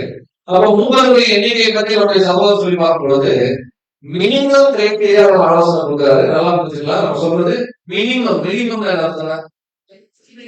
குறைஞ்சபட்சம். அதாவது பொதுவா ஒரு சகோதரர் இருக்கிறாருன்னா அவரால ஒரு 75 பேரை மானிட்டர் பண்ண முடியும். பொதுவா ஒரு சகோதரர் இருக்கிறாருன்னா வேற ஆலோசனைன்னா ஒரு 75 பேரை மானிட்டர் பண்ணலாம். உதாரணத்துக்கு ஒரு 100 பேர் கூட ஒரு எண்ணிக்கை இருக்கு அப்படின்னா குறைந்தபட்சம் குறைந்தபட்சம் 4 எழுறாவது இருக்கணும்னு ஆலோசனை கொடுக்குறாரு. ஓகேங்களா? இப்ப 4 எழுதுதான் இருக்கணும்னு சொல்றாருன்னு சொல்லிட்டு யாரும் 4 பேருக்கு வேலையை இருக்கலாமா? அங்கேயும் நம்மளுடைய ஞானம் தேவன் கொடுத்த வகித்தலைக்கு தேவன் கொடுக்கக்கூடிய மனுஷனாக வேலை செய்யணும். தகுதிகள் உள்ள ஒருவேளை 100 பேர் எண்ணிச்சாளர் 12 பேர் எழுதுறதுக்குள்ளான குவாலிபிகேஷன் இருக்கிறதா சபை பார்க்குது அப்படின்னா அவர் சொன்னாரு 12 பேருக்கு வாய்ப்பு இருந்தா சபையாக முடியும். இல்ல 100 பேருக்கு அப்படியே கிடையாது. எவ்வளவு பேர் தகுதியில் இருக்கிறாங்களோ அத்தனை பேருக்கும் இந்த ஊழி வாய்ப்பு என்ன பண்ணலாம், கொடுக்கலாம். எண்ணிக்கை டிசைன்டு ஒரு எண்ணிக்கை கிடையாது. 100 பேருக்கு எண்ணிக்கை ஒரே ஒரு பிரதர் தான் தகுதியில் இருக்கிறாரு. அவர் கஷ்டப்படலாம் இருக்கிறார். கூட ஒரு 3 பேருக்கு சேர்த்துக்கலாம் அப்படின்னா ஒருத்தர் தான் தகுதியில் இருக்கிறாருன்னா தேவன் அனுமதிக்காரு. அதாவது அந்த ஒருத்தர் நம்பி என்ன பண்ணுங்க கொடுங்க. இல்ல 100 பேர் கொண்ட எண்ணிக்கையில 12 பேருக்கு நம்ம கொடுக்கலாம். எண்ணிக்கையை பொறுத்த வரைக்கும் இப்படிதான் அப்படின்னு நம்ம பிக்ஸ் பண்ண முடியாது. எவ்வளவு பேர் தகுதியில் இருக்கிறாங்களோ அவ்வளவு பேருக்கு சில ஆலோசனைகள் பார்த்தோம். சரி, யார் இந்த மாதிரி காரியங்களை செய்யலாம் அப்படின்னு பார்க்கும்போது இந்த எலெக்ஷன்ல ஓட் பண்றது நாமே ரொம்ப தெரியும். அத்தனை புது சிஸ்டங்கள் என்ன பண்ணலாம். சரி, இங்க பிரதர் சொல்ற வார்த்தையை கான்சன்ட்ரேட்டர் எல்லாரும் அப்படின்னா கான்சன்ட்ரேட்டர்னா என்னன்னு முதல்ல நமக்கு என்ன ஆகணும் தெரியல. வெளியில போன ஆர்டர்ஸ்ல ஒரு பேரண்ட்ஸ் எடுத்தாரு ஒருத்தர். அவங்களுக்கு லீகலா ஓட் பண்ணலாங்க ஒரு தகுதி இருந்தா கூட எப்படி பார்க்கணும்னா அது போய் இப்போ இருக்கிறவங்க எண்ணிச்சாங்க எக்லீசியாக்கு நம்ம முதல்ல ப்ராப்பரா வரணும். இதெல்லாம் அந்த கரங்களை உயர்த்ததுக்கு முன்னாடி இல்ல ஒருத்தர் பேரை நம்ம நாமினேட் பண்றதுக்கு முன்னாடி நாம யோசிக்கணும். ஏன்னா பிளைனா வார்த்தை எப்படி இருக்குன்னா கான்சன்ட்ரேட்டட் அப்படின்னு இருக்கு. கான்சன்ட்ரேட்டட் தனி ஒரு விஷயம். கான்சன்ட்ரேட்டட் என்ன இருக்குதுன்னா அதுல ஃபுல்லி கான்சன்ட்ரேட் இருக்கு. ஊழியத்துக்காக, சபையின் பிள்ளைகளுக்காக, சபையாருக்காக, சபையில என்ன நடக்குது, என்னென்ன கோரிக்கைகள் போகுது, இந்த கோரிக்கைகளை யாரெல்லாம் வேலை செஞ்சிருக்காங்க, எவ்வளவு காரியங்கள் செய்வாங்க, எல்லாம் நாளைக்கு இருக்கும் பொழுது ஒரு நாமினேஷன் ஒரு ஓட்டிங் பண்ணா பட் எந்த தடையும் கிடையாது. எல்லாம் எடுத்த எல்லாருக்கும் இந்த உரிமை இருக்கு. பட் உரிமையை பயன்படுத்துற நாம கொஞ்சம் நம்ம என்ன பண்ணணும். ஒருவேளை எக்ஸாம்பிள் டிசம்பர்லாம் அக்டோபர் 2ஆம் தேதி யாராவது பேப்பர்ஸ் எடுத்துக்காங்க வச்சுக்கோங்களேன். அவங்க இங்கிலீஷை பத்தி ப்ராப்பரா என்ன ஒரு நாலேஜ் இருக்காது. யார் நடத்துறாங்க என்ன நடத்து. ஒருவேளை அவர்கள் விருப்பப்பட்டார், இதை ஒன்றும் சொல்ல முடியாது. அவர்கள் விருப்பப்பட்டார் நான் 1 இயர் பின்னாடி வந்து பாக்குறேன். நெக்ஸ்ட் இயர் நான் கலந்துக்கிறேன், தாராளமா முடிவு எடுக்கலாம். பட் யாரும் கம்பல் பண்ண முடியாது. நீங்க வெளியிருங்க, நீங்க உள்ளுங்க. எக்ஸாம்பிள் ஒருத்தர் 1 இயர் இங்கிலீஷாவே வரல, சினாரி ஒருத்தர் 1 இயர் போன டிசம்பர்ல போனவர் கரெக்டா இந்த நவம்பர்ல தான் இங்கிலீஷா வரவே ஆரம்பிச்சிருக்காரு. இப்ப இவர் வந்து ஓட் பண்ணலாமா, நாமினேட் பண்ணலாமா, இதெல்லாம் ரொம்ப எளிமை.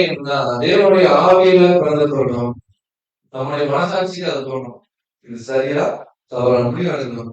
அதே மாதிரி ஒரு சகோதரமும் சகோதரியும் பர்பஸா வாலண்டியரா பண்றாங்க, அதுல அவங்க தேவனுடைய கருத்துல வாங்கிக்கிற விஷயம்.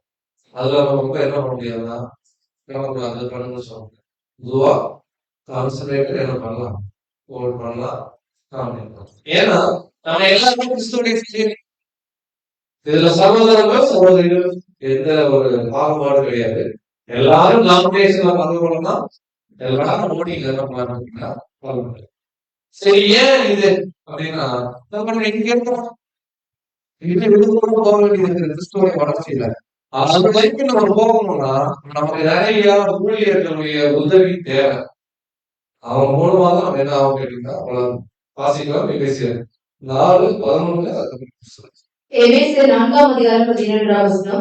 மேலும் நாம் அனைவரும் தேவனுடைய குமாரனை மற்றும் விசுவாசத்திலும் அறிவிலும் ஒருமைப்பட்டவர்களாகி கிறிஸ்துவனுடைய நிறைவான வளர்ச்சியின் அளவுக்கு தக்க பூரண புருஷராகும் வரைக்கும். பாருங்க, பவுல் என்ன சொல்றாங்க, தேவனுடைய குமாரனை பற்றி விசுவாசத்துல நம்ம என்ன ஆகணும், முதல்ல ஒருமைப்படணும். தேவனுடைய குமாரன் யார்? அவருடைய 2ஆம் வருகை தாண்டி வந்த அவர் வந்து இதெல்லாம் பண்ணிருக்காரு. ஏன்னா நீங்க பொதுவா சொல்றது கிறிஸ்துவ அறிவு, அவ்வளவுதான் பவுல் சொல்றாரு. பட் நாம எந்த காலத்துல இருக்கிறோம் இங்கிருக்கிறத பார்க்கும்போது இயேசு கிறிஸ்து யாரு, அவருடைய 2ஆம் வருகை எப்போ வந்திருக்கு, அவர் வந்து என்ன காரியங்கள் பண்ணிட்டு இருக்காரு, ராஜ்ய காரியங்கள், இதெல்லாம் ஒரு தெளிவு, ஒரு ஒருமைப்பாடு நமக்கு முதல்ல வரணும். அடுத்து கிறிஸ்துவின் நிறைவான வளர்ச்சிக்கு நாம் யோசிப்பாங்க. என்னை கண்டவன் பிதாவை கண்டான் அப்படின்னு இயேசு தைரியமா சொன்னாரு. நம்ம ஆன்மீகத்துல நம்ம பிரதர்ஸ்ல காசு எடுக்கும்போது இதே வார்த்தையை சொல்லும் போது இல்ல நாங்கெல்லாம் ஒண்ணு அந்த அளவுக்கு என்ன ஆகல மாறல சொல்லமா இல்லையா, சொல்லமா இல்லையா, சொல்லி 10 வருஷம் சொல்லி பொதுவா சொல்லணும். அடியான மைண்ட் வருஷம் சொல்லிட்டு சொல்லி 10 வருஷம் இன்னைக்கும் அந்த சொல்ல முடியுமா?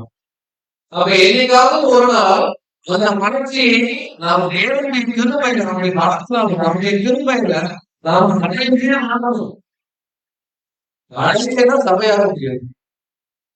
சபைக்கு வரலாம், சபை நடத்தணும், சபைக்கு அப்ப அந்த மனர்ச்சியை அடையணும் அப்படின்னா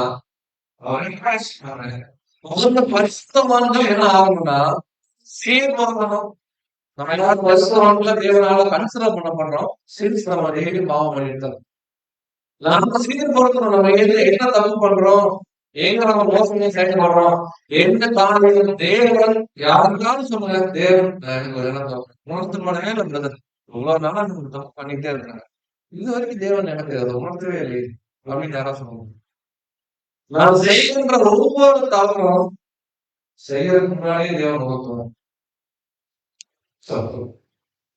அதே மீறி என்ன பண்ணுவோம் something. சரி, அவர் சொல்றாரு பரிசுத்தவான்கள் சீர் பொருந்தணும், நம்ம எல்லாம் ஒரு பர்ஃபெக்ஷன் நோக்கி போகணும். அடுத்து சுவிசேஷ ஊழியத்தின் வேலை ஹார்வெஸ்ட் ஆக்டிவிட்டி என்ன பண்ணணும், நிறைய பேர் சந்திச்சு அது நம்ம கடமை, அந்த வேலை செய்யணும்.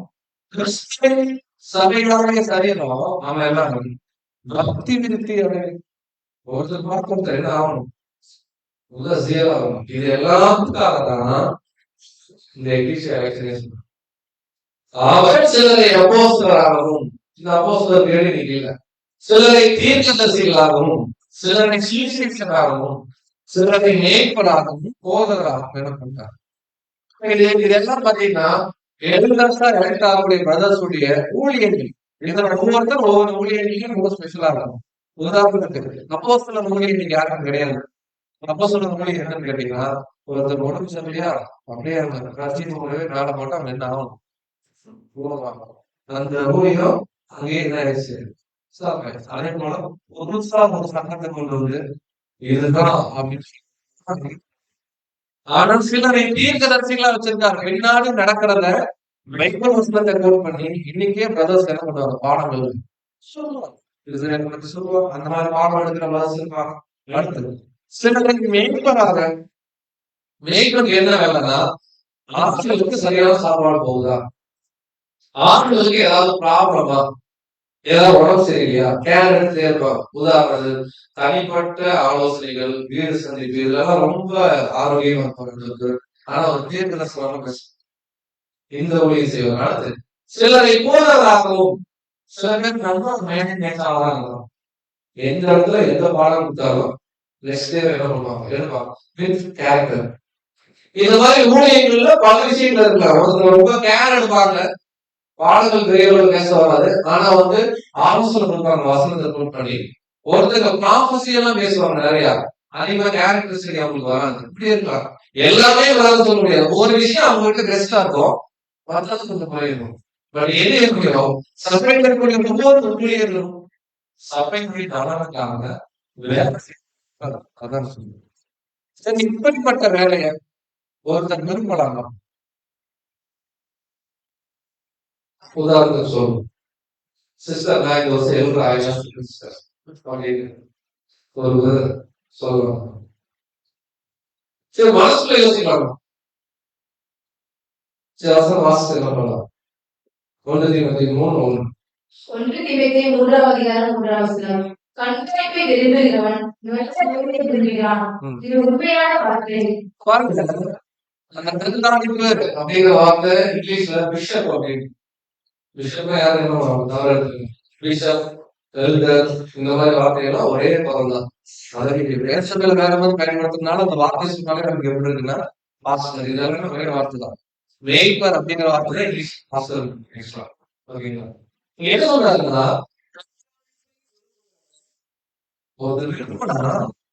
நல்ல வேலை, இது உண்மையான வார்த்தை.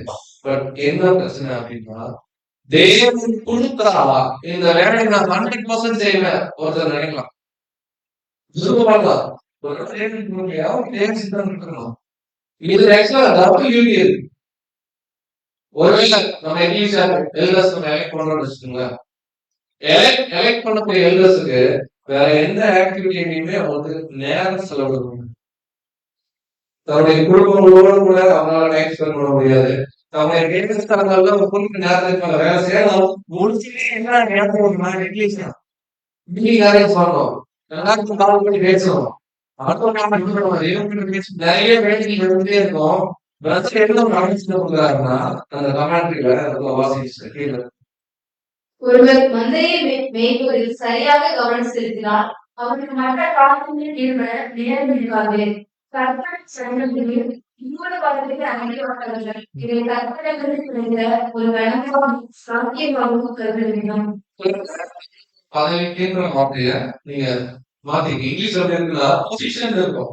பொசிஷன்ங்கிற வார்த்தையே பொதுவா கூகுள்ல போடும்போது பதவி இருக்கு. மூப்பஸ்தானம் அப்படிங்கிறது அது மூப்பனுடைய ஊழியன் அப்படிங்கிறதுக்கு ஒரு பதவி கிடையாது, ஒண்ணு இருக்கு. இதெல்லாம் நல்லா பண்ணீங்க. ஒரு மந்தையை மேய்ப்பதில் சரியாக கவனம் செலுத்தினார். இந்த வருஷம் நாமினேஷன் வராங்க பிரதர்ஸ், உதாரணத்துக்கு எழுத ஆகிறாங்க, யாராகிறாங்க நமக்கு தெரியாது. அப்படி ஆகிறவங்க சரியா எக்லீசியாவை போஷிக்கணும்னு சொல்லி கவனம் செலுத்தினா அவங்களுக்கு அதர் இன்ட்ரெஸ்ட் டைம் இருக்காதுன்னு. ஒரு வெக்கேஷன் வந்துச்சு, சரி ஊருக்கு போயிட்டு வரலாம், ஊருக்கு போய் ரொம்ப நாள் ஆச்சு, போக முடியும்? போக விருப்பமே இருக்காது அவருக்கு முதல்ல. ஏன் அப்படின்னு கேட்டீங்கன்னா அவருடைய முழு ஈடுபாடு எங்க இருக்குன்னா எக்லீசியா, பிரதர்ஸ், ஹாஸ்பிட்டல் இருக்காங்க, சிஸ்டர்ஸ பார்க்கணும், வெளியூர்ல இருக்கிற பிரதர் வராது, அவங்கள கவனி, இப்படிதான் போகுமே தவிர அடுத்து இந்த சப்ஜெக்ட் முடிச்சுன்னா அடுத்து என்ன நம்ம பிளான் பண்ணணும். ஒரு இடப்ப காலையில ஒரு மீட்டிங் நடக்குதுன்னு நினைக்கிறேன், ஒரு முன்னாடி நடந்துச்சு. இந்த காலையில மீட்டிங் யாரும் இது மாதிரி நிறைய ஆலோசனை கழித்து இந்த காரியங்கள் ஆமா ஃபர்ஸ்டா படிக்கணும். ஏன்னா இங்கிலீஷுக்கு என்ன பண்ணணும், டீச் பண்ணணும், அதுதான் அவங்களுக்கு டைம் இருக்கணும். ஒரு டைம் ஒதுக்கணும். மற்ற காரியங்களிலும் ஏம் ஸ்பீக்கிங் பேசுறதுலையோ மற்ற விஷயங்களை பத்தி யோசிக்கிறோம். அவங்களுக்கு என்ன இருக்காங்க அன்றைய ஒரு வார்த்தை சரியாக கவனம் செலுத்துகிறார். ஒருவேளை எழுந்து ஆயிட்டு ஆளுங்க எப்படி இருந்தா எனக்கு என்ன, நான் என்னோட விஷயத்தான் ஃபோக்கஸ் பண்ணுவேன் அப்படின்னு இருந்தா இந்த பாயிண்ட் அப்படின்னா இப்ப அடுத்த ரொம்ப முக்கியமான பாயிண்ட் வரும். இப்ப நம்ம அடுத்து எலெக்ட் பண்றோம் இந்த எல்டர்ஸ். இந்த எல்டர்ஸ் எலெக்ட் ஆகக்கூடிய எல்டர்ஸ்க்கு ரெண்டு வியூ. ஒருவேளை சரியான சகோதரர்களை நாம் நம்ம எக்லீசியால எல்டராக தேர்ந்தெடுத்தோம் அப்படின்னா நம்ம எக்லீசியா சேஃப். சேஃப்னு சொல்றது எப்படி? சேஃப் காவத்தை எப்படி சொல்லுவோம்? நாம் பாதுகாப்போம். ஒருவேளை தவறான சகோதரர்களை, தவறான சகோதரன்னு இருக்கிற சகோதரர் யாரா தவறானவங்களா? ஆனா எப்படி தவறுன்னு பார்க்கலாம், பாடத்துல வச்சுக்க. தவறான சகோதரர்களை நம்ம தேர்வு செஞ்சோம் அப்படின்னா எக்லீசியா அன்சேஃப் அப்படின்னு பாதுகாக்கப்படாது. எப்படி வாசிக்கலாம்? அப்போஸ்தலர் 20ஆம் அதிகாரம் 17-18. அப்போஸ்தலர் 20ஆம் அதிகாரம் 17 மற்றும் 18 வசனங்கள். விலேத்திலிருந்து அவன் எபேசுவுக்கு ஆள் அனுப்பி சபையின் மூப்பரை வரவழைத்தான். ஒருவர் தன்னிடத்தில் வந்து சேர்ந்த பொழுது அவன் அவர்களை நோக்கி, நான் ஆசியா நாட்டில் வந்த நிச்சயமாக தொடங்கி எல்லா மதங்களிலும் உங்களுடைய இன்மையாய் திரும்பி என்பதை நீங்கள் அறிந்திருக்கிறீர்கள். பாருங்க, பவுல் அப்போஸ்தலர் கடைசியா அந்த 3வது பயணம் முடிக்கும் போது யாரு கூப்பிடுறாரு? மிலேத்துன்றது ஒரு சின்ன சிட்டி, எபேசு பக்கத்துல இருக்கிற சிட்டி. மிலேத்திலிருந்து உதாரணத்துக்கு லாங்குவேஜ் இருக்கிறப்போ திருச்சி வந்து பெரிய சிட்டி, அதோட எபேசு பெரிய சிட்டி. ஆனா பவுல்னால சிட்டிக்குள்ள வந்து போக முடியாது, ஏன்னா அவர் உடனே காசாய் போறாரு அடுத்த ஊருக்கு. லாங்குவேஜ் இருந்து திருச்சிக்கு இருக்கிற எல்லா எல்லாரும் லாங்குவேஜ் அதான் அர்த்தம். மிலேத்திலிருந்து அவன் எபேசுக்கு ஆள் அனுப்பி சபையின் மூப்பர் தமிழுக்கு மூப்பர்கள் என்ன பண்றாருன்னா வரமைக்கிறார். இப்ப அந்த எக்லீசியாவுடைய எல்டர்ஸ் கிட்ட என்ன பேசுறாருன்னா, நான் எவ்வளவு உண்மையா நம்ம மத்தியில் தேவனுடைய சத்திய சொல்லணும் உங்களுக்கு தெரியும் அப்படின்றத சொல்லிட்டு நான் கண்ணீரோடு 3 வருஷமா அவங்களோட என்ன பண்றேன் இல்ல. ஆனா 3 வருஷம் அவர் எபேசுல இருந்தார். அப்போஸ்தலர் 18 இதை பேசிட்டு எல்டர்ஸ் மாத்திரம் ஒரு சீக்கிரம் பேசுறார். யாருக்கிட்ட? நமக்கிட்ட இல்ல, யாருக்கிட்ட? எல்டர்ஸ் பேசுறாரு. ஆனா நமக்கு தெரிஞ்சிச்சு என்ன பேசுறாரு, என்ன பேசுறாரு. 20ஆம் அதிகாரம் 28ஆம் வசனம். ஆகையால் உங்களை குறித்தும் தேவன் தம்முடைய சுய ரத்தத்தினாலே சம்பாதித்துக் கொண்ட தமது சபையை மேற்கொள்வதற்கு பரிசுத்த ஆவியை கண்காணிகளாக வைத்த மற்ற முறையை குறித்தும் எச்சரிக்கையாக இருங்கள். ரெண்டு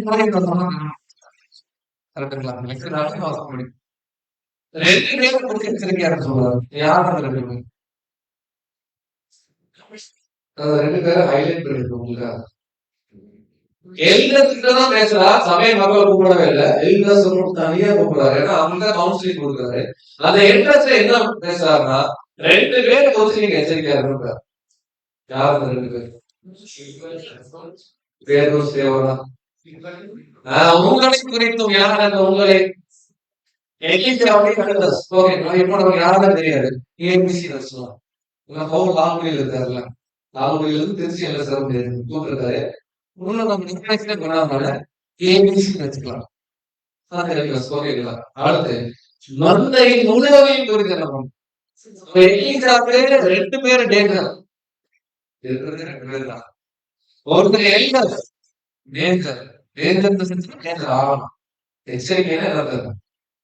ஒரு மாடி இருக்கு, வீட்டுக்கு ஒரு அனிமல் இருக்கு, அது கடிச்சாலும் கடிக்கும், கடிக்காம போனாலும் போகும். ஆனா வெயிட்டிங் எப்படி இருப்பாங்க, கேர்ஃபுல்லா இருக்க உள்ள வரணும்னு வச்சுக்கோங்க. அந்த மாதிரி இங்க என்ன எச்சரிக்கை எல்டர்ஸ பத்தி சொல்றாரு டேஞ்சர், நம்ம பத்தி சொல்றாரு சபையாரும் டேஞ்சர். ஆனா எல்டர்ஸ யாருக்கு அப்பாயிண்ட் பண்ணிருக்காங்கன்னா தேவனுடைய பரிசுத்த ஆவி மூலம் அவங்களுக்கு ஊழியர்கள் சொல்லிட்டு இப்ப யாருக்கு பேசுறாருன்னா அதே எழுசுதான் பேசுறாரு. 29 அப்போஸ்தலர் 20-29 வசனங்கள். நான் போன பின்பு மந்தையை தப்பவிடாத கொடிதான ஓநாய்கள் உங்களுக்குள்ளே வரும். யார் பேசுறாங்க?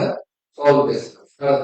உங்களிலே சிலர் எழும்பி சீஷர்களை தங்களிடத்தில் இழுத்துக் கொள்ளும்படி மாறுபாடானவைகளை போதிப்பார்கள் என்று அறிந்திருக்கிறேன். யாருக்கு பேசுறாரு? ஆக்சுவலா இந்த வசனத்துடைய எக்ஸாக்ட் ட்ரூத் என்னன்னா, பொதுவா அந்த கிறிஸ்து பாடத்துல பயங்கரமா பேசுவோம், கரெக்டா?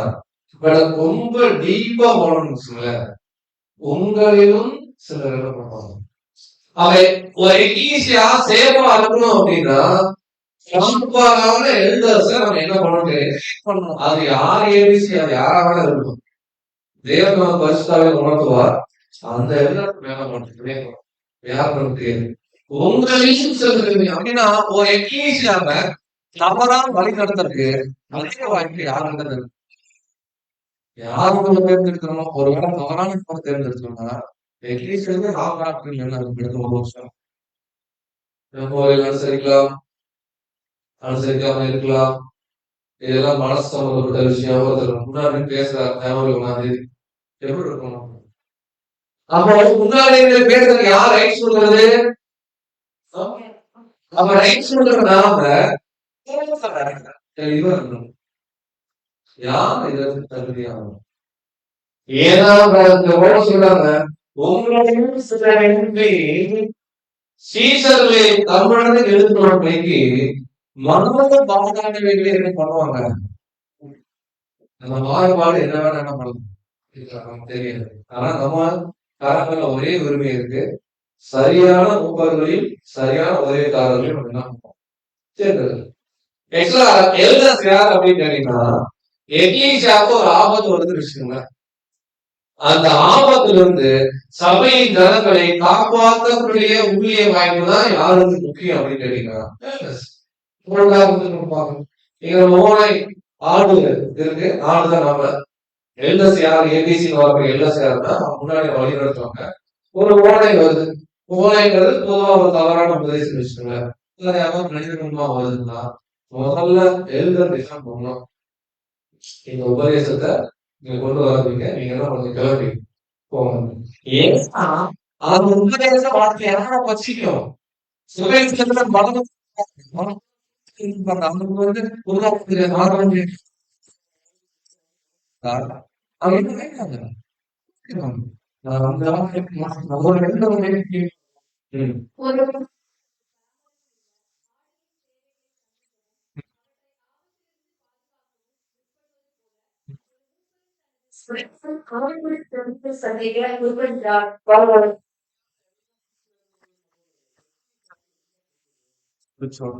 அவங்க எதுக்கு ஆக்சுவலா குறைபாடுறாங்க, எதுக்கு தெளிவில்லாம இருக்கிறாங்க.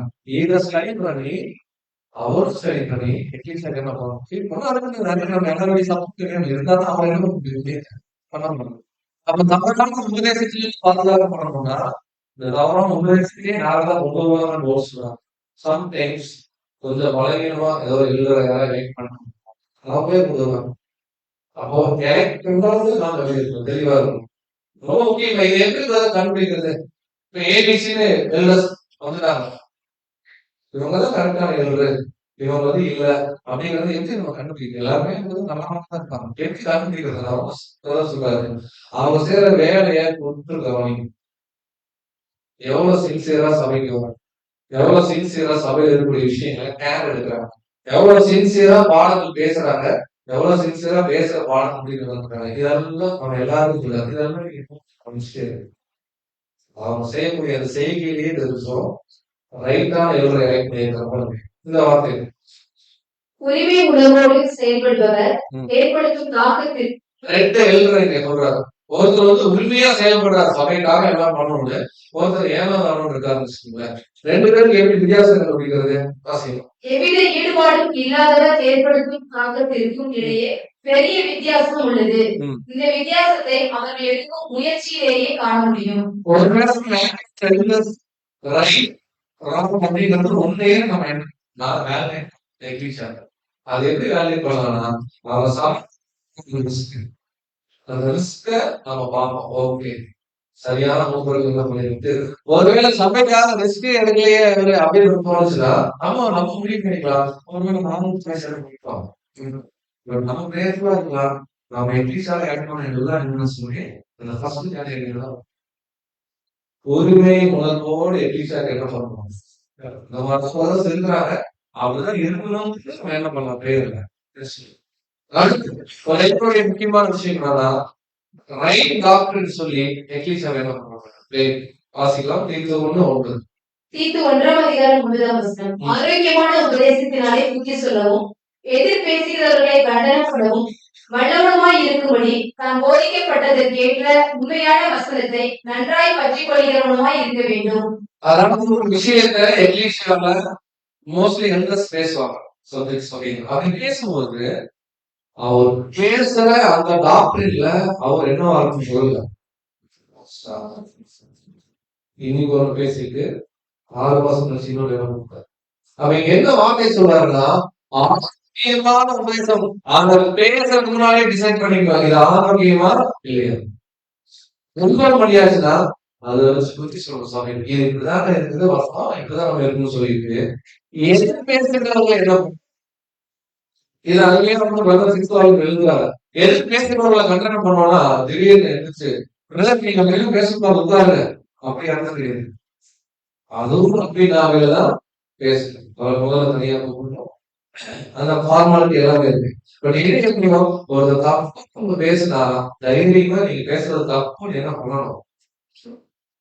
இது எல்லாமே எல்எஸ்க்கு வரக்கூடிய விஷயம். நல்ல கவனிங்களா, இவரோட எக்கணக்கில் இங்கிலீஷ்னு வர எல்எஸ் ஒரு சில விஷயத்துல ரொம்ப டாப்பா இருக்காங்க, சில விஷயத்துல வளர்த்துவாங்க. நம்ம எப்படி பார்க்கணும்னா இது எல்லாமே ஒருத்தர் 100% இருக்கணும். அப்படின்னா தமிழ்நாட்டிலேயே யார் என்ன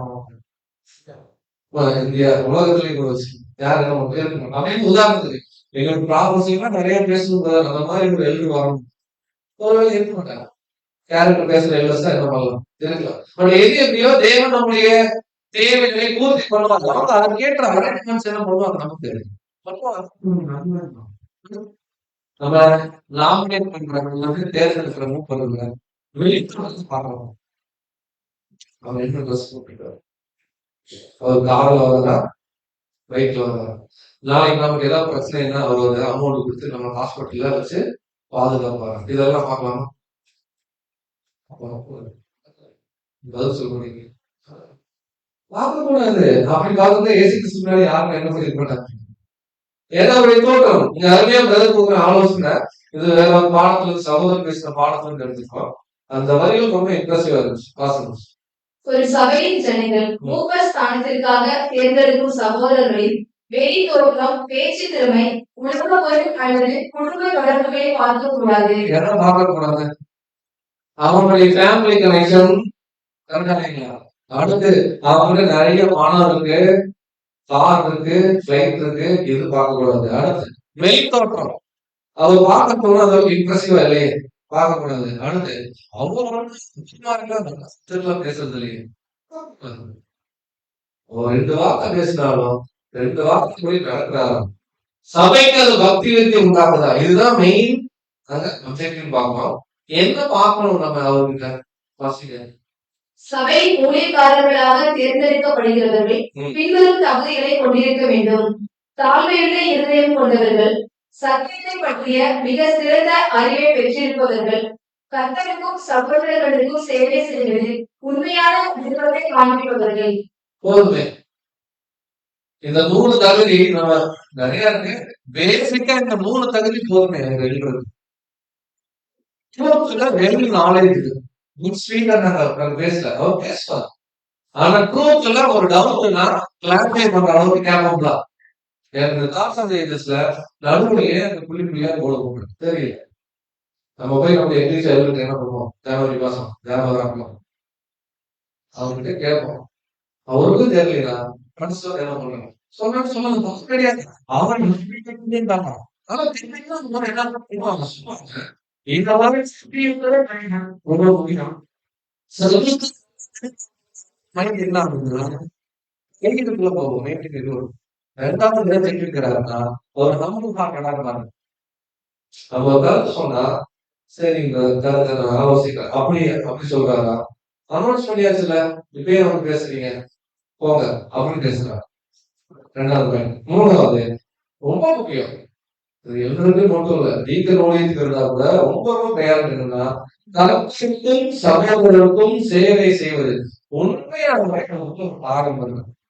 சபைக்காக நான் செய்வோம், தேவனுடைய ஊழியர்களா ஏதோ ஒரு வகையில முடியும். அது வந்து நல்லபடியா வருதா வரலையா அவங்க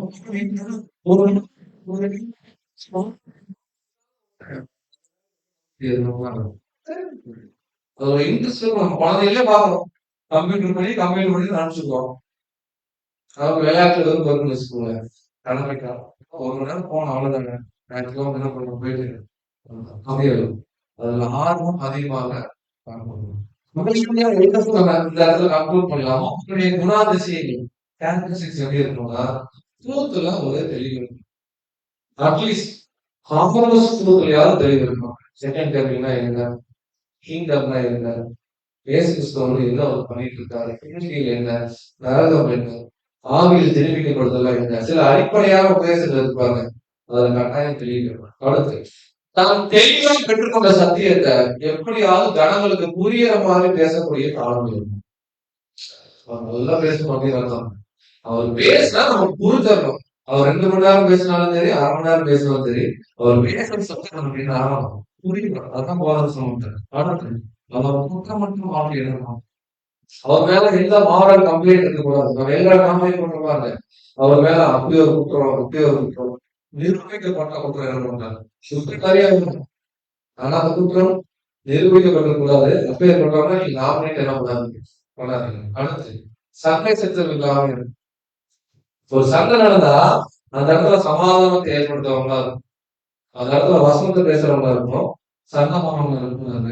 எக்லீசியால அந்த ஒழுங்கை காப்பாற்றக்கூடிய சகோதரர்களாக காணப்படணும். எக்லீசியா அது தன்னுடைய சொந்த குடும்பத்துல அவர் இவைகள் எல்லாம் அவருடைய குடும்ப வாழ்க்கையில் அவர் என்ன ஏன்னா வசனம் பார்க்கணும், தன்னுடைய சொந்த குடும்பத்தை நடத்த தெரியாதவன் சபையை என்ன கேட்டீங்கன்னா தன்னுடைய சொந்த குடும்பத்துல பேசிக்கான நீட் என்ன, அவங்களுக்கு என்ன ஆவிக்குரிய தேவை, என்ன மாம்ச தேவை, இதெல்லாம் பார்த்து விடக்கூடியவங்கதான் என்ன அடிப்படை தேவை இருக்கு.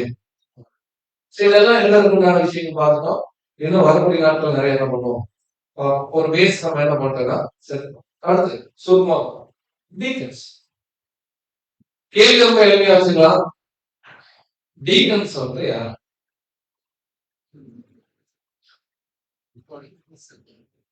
ரெண்டு ஆப்ஷன் நம்ம கொடுக்கணும். ஓகேங்களா, சபையில இருக்கக்கூடிய மாம்ச பிரகாரமான ஊழிய உதவிகளுக்காக வேலை செய்யறவங்க deacons. Option number 1. Option number 2, they are the junior elders. Junior எல்டர்ஸ்னா அசிஸ்டன்ட் எல்டர்ஸ். ரெண்டு ஆப்ஷன் இருக்கு, ஏதாவது ஒண்ணுதான் சூஸ். சபையை எப்படி எடுத்துக்கிறோம்னா டீகன்ஸும் சபையால தான் தேர்ந்தெடுக்கப்பட்டிருக்காங்க. கரெக்டா? அவ எழுதினா அவர்தான் அனுச்சு நோ, அவங்க சபையால தான் தேர்ந்தெடுக்கப்பட்டிருக்காங்க. எதுக்கு?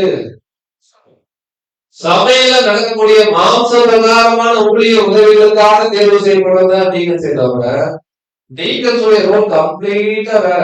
பட் நம்ம எப்படி பாசிட்டிவா எடுத்துக்கிறோம்னா சரி அவங்க வளர்க்கணுமா அப்படின்னு எடுக்கணும். டைரக்டா பைபிள் நீங்க ஸ்கிரிப்சர்ஸ்ல போனீங்கன்னா நீங்க கிளியரா சொல்றாரு. அப்போஸ்தலர் 6 வாசிக்கலாம். அப்போஸ்தலர் 6:2 கூட்டத்தை வரவழைத்து நாங்கள் தேவ வசனத்தை போதியாமல் மந்தி விசாரணை செய்வது தகுதி அல்ல. பாருங்க, அந்த 11 பேர் தான் இருந்தாங்க பன்னிரு அப்படின்னு காமன். அப்போ சொல்றாங்க இப்ப டீகன்ஸ் அங்க எலெக்ட் பண்றாங்க.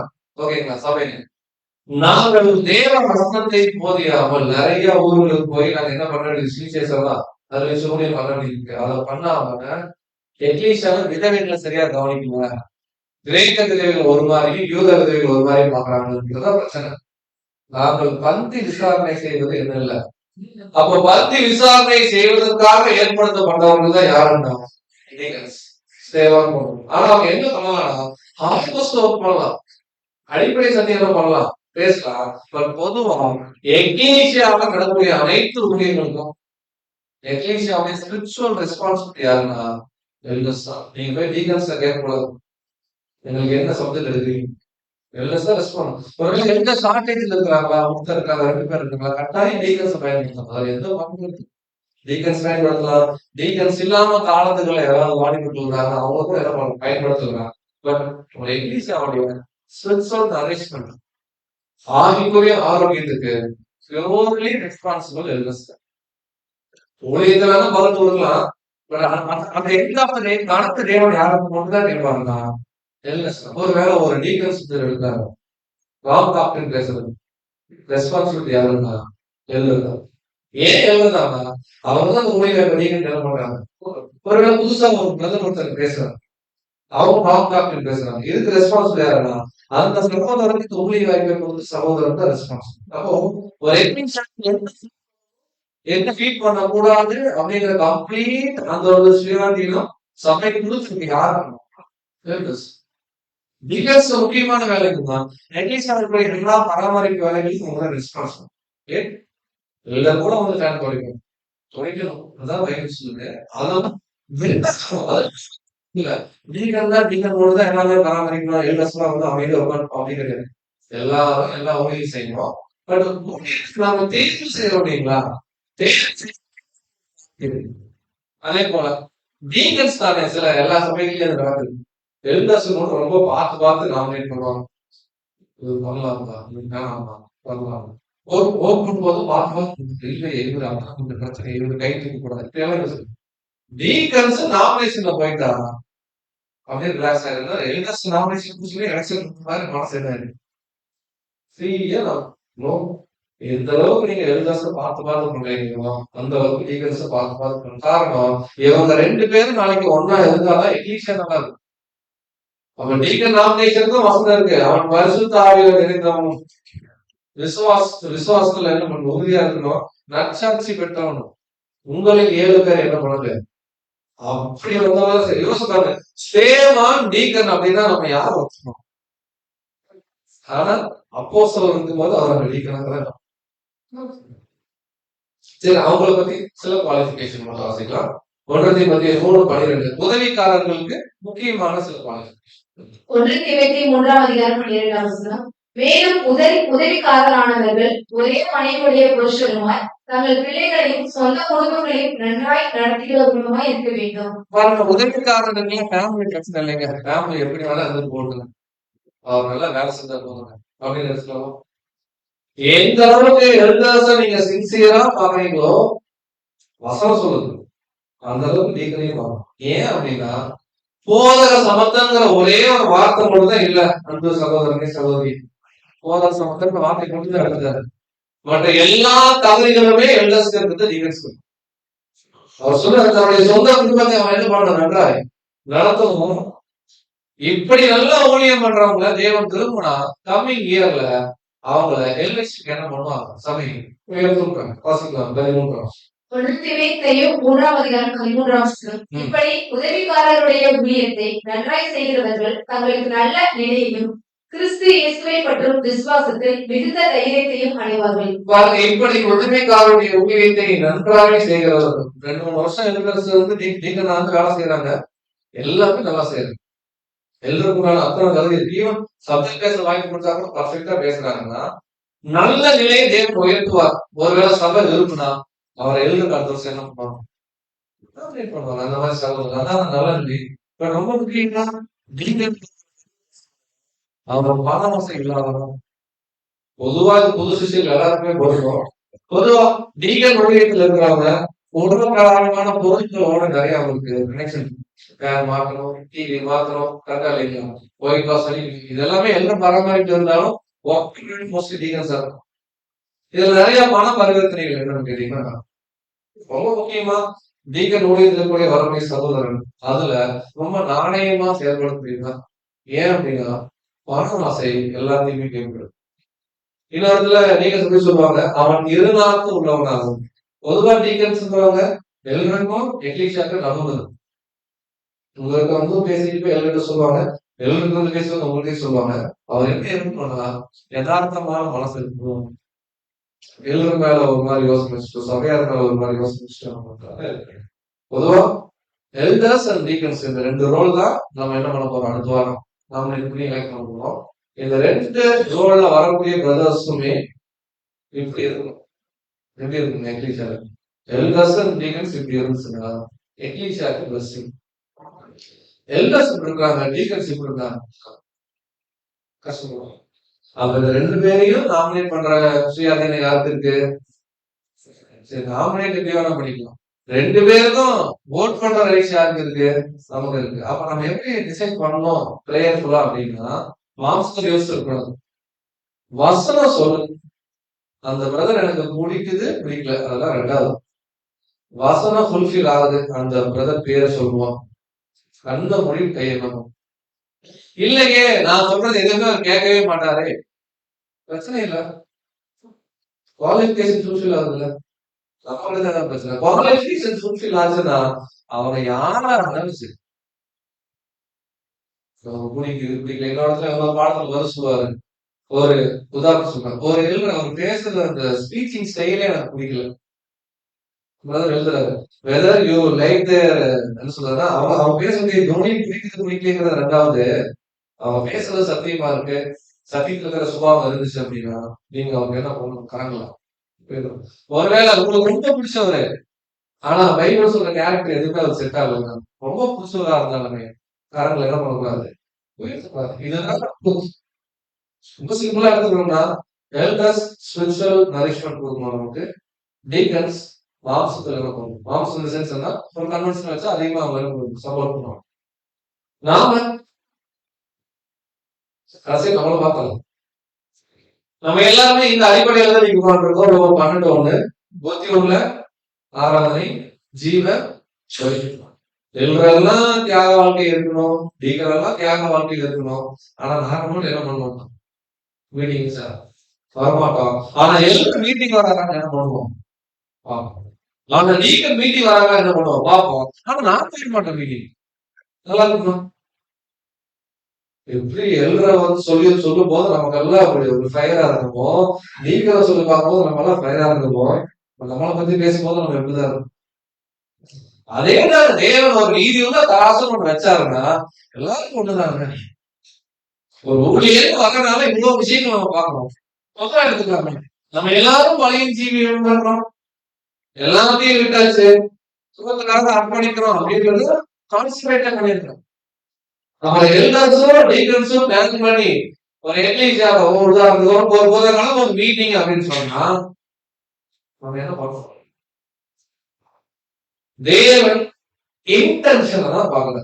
திருமணம் ஞாபகப்படுத்தணும், நிஜமாவே முடியாது, குடும்ப சூழ்நிலை வெளியே சொல்ல முடியாத காரணங்கள், தேவன் ஹார்ட்டை பார்க்கிறார். நீங்க ஒரு வருஷம் எக்லீசியா இருக்கல, ஆனா இன்டென்ஷன் எக்லீசியாவுக்கு வரணும்னு இருக்கு. நான் ஆன்லைன்லயாவது சமையல் கேட்கிறேன் இல்ல மனுஷரா அப்படின்னா தேவன் ரிவார்ட். எனக்கு எல்லா சூழலும் எனக்கு சபைக்கு போகலாம், நான் நினைச்சா போகலாம், ஆனா நான் போக மாட்டேன். இந்த கண்டிஷன்ல ஒரு நேரம் யோசிக்கணும்னு வச்சுக்கோங்க. ஒரு நேரம் சொன்ன குவாலிபிகேஷன்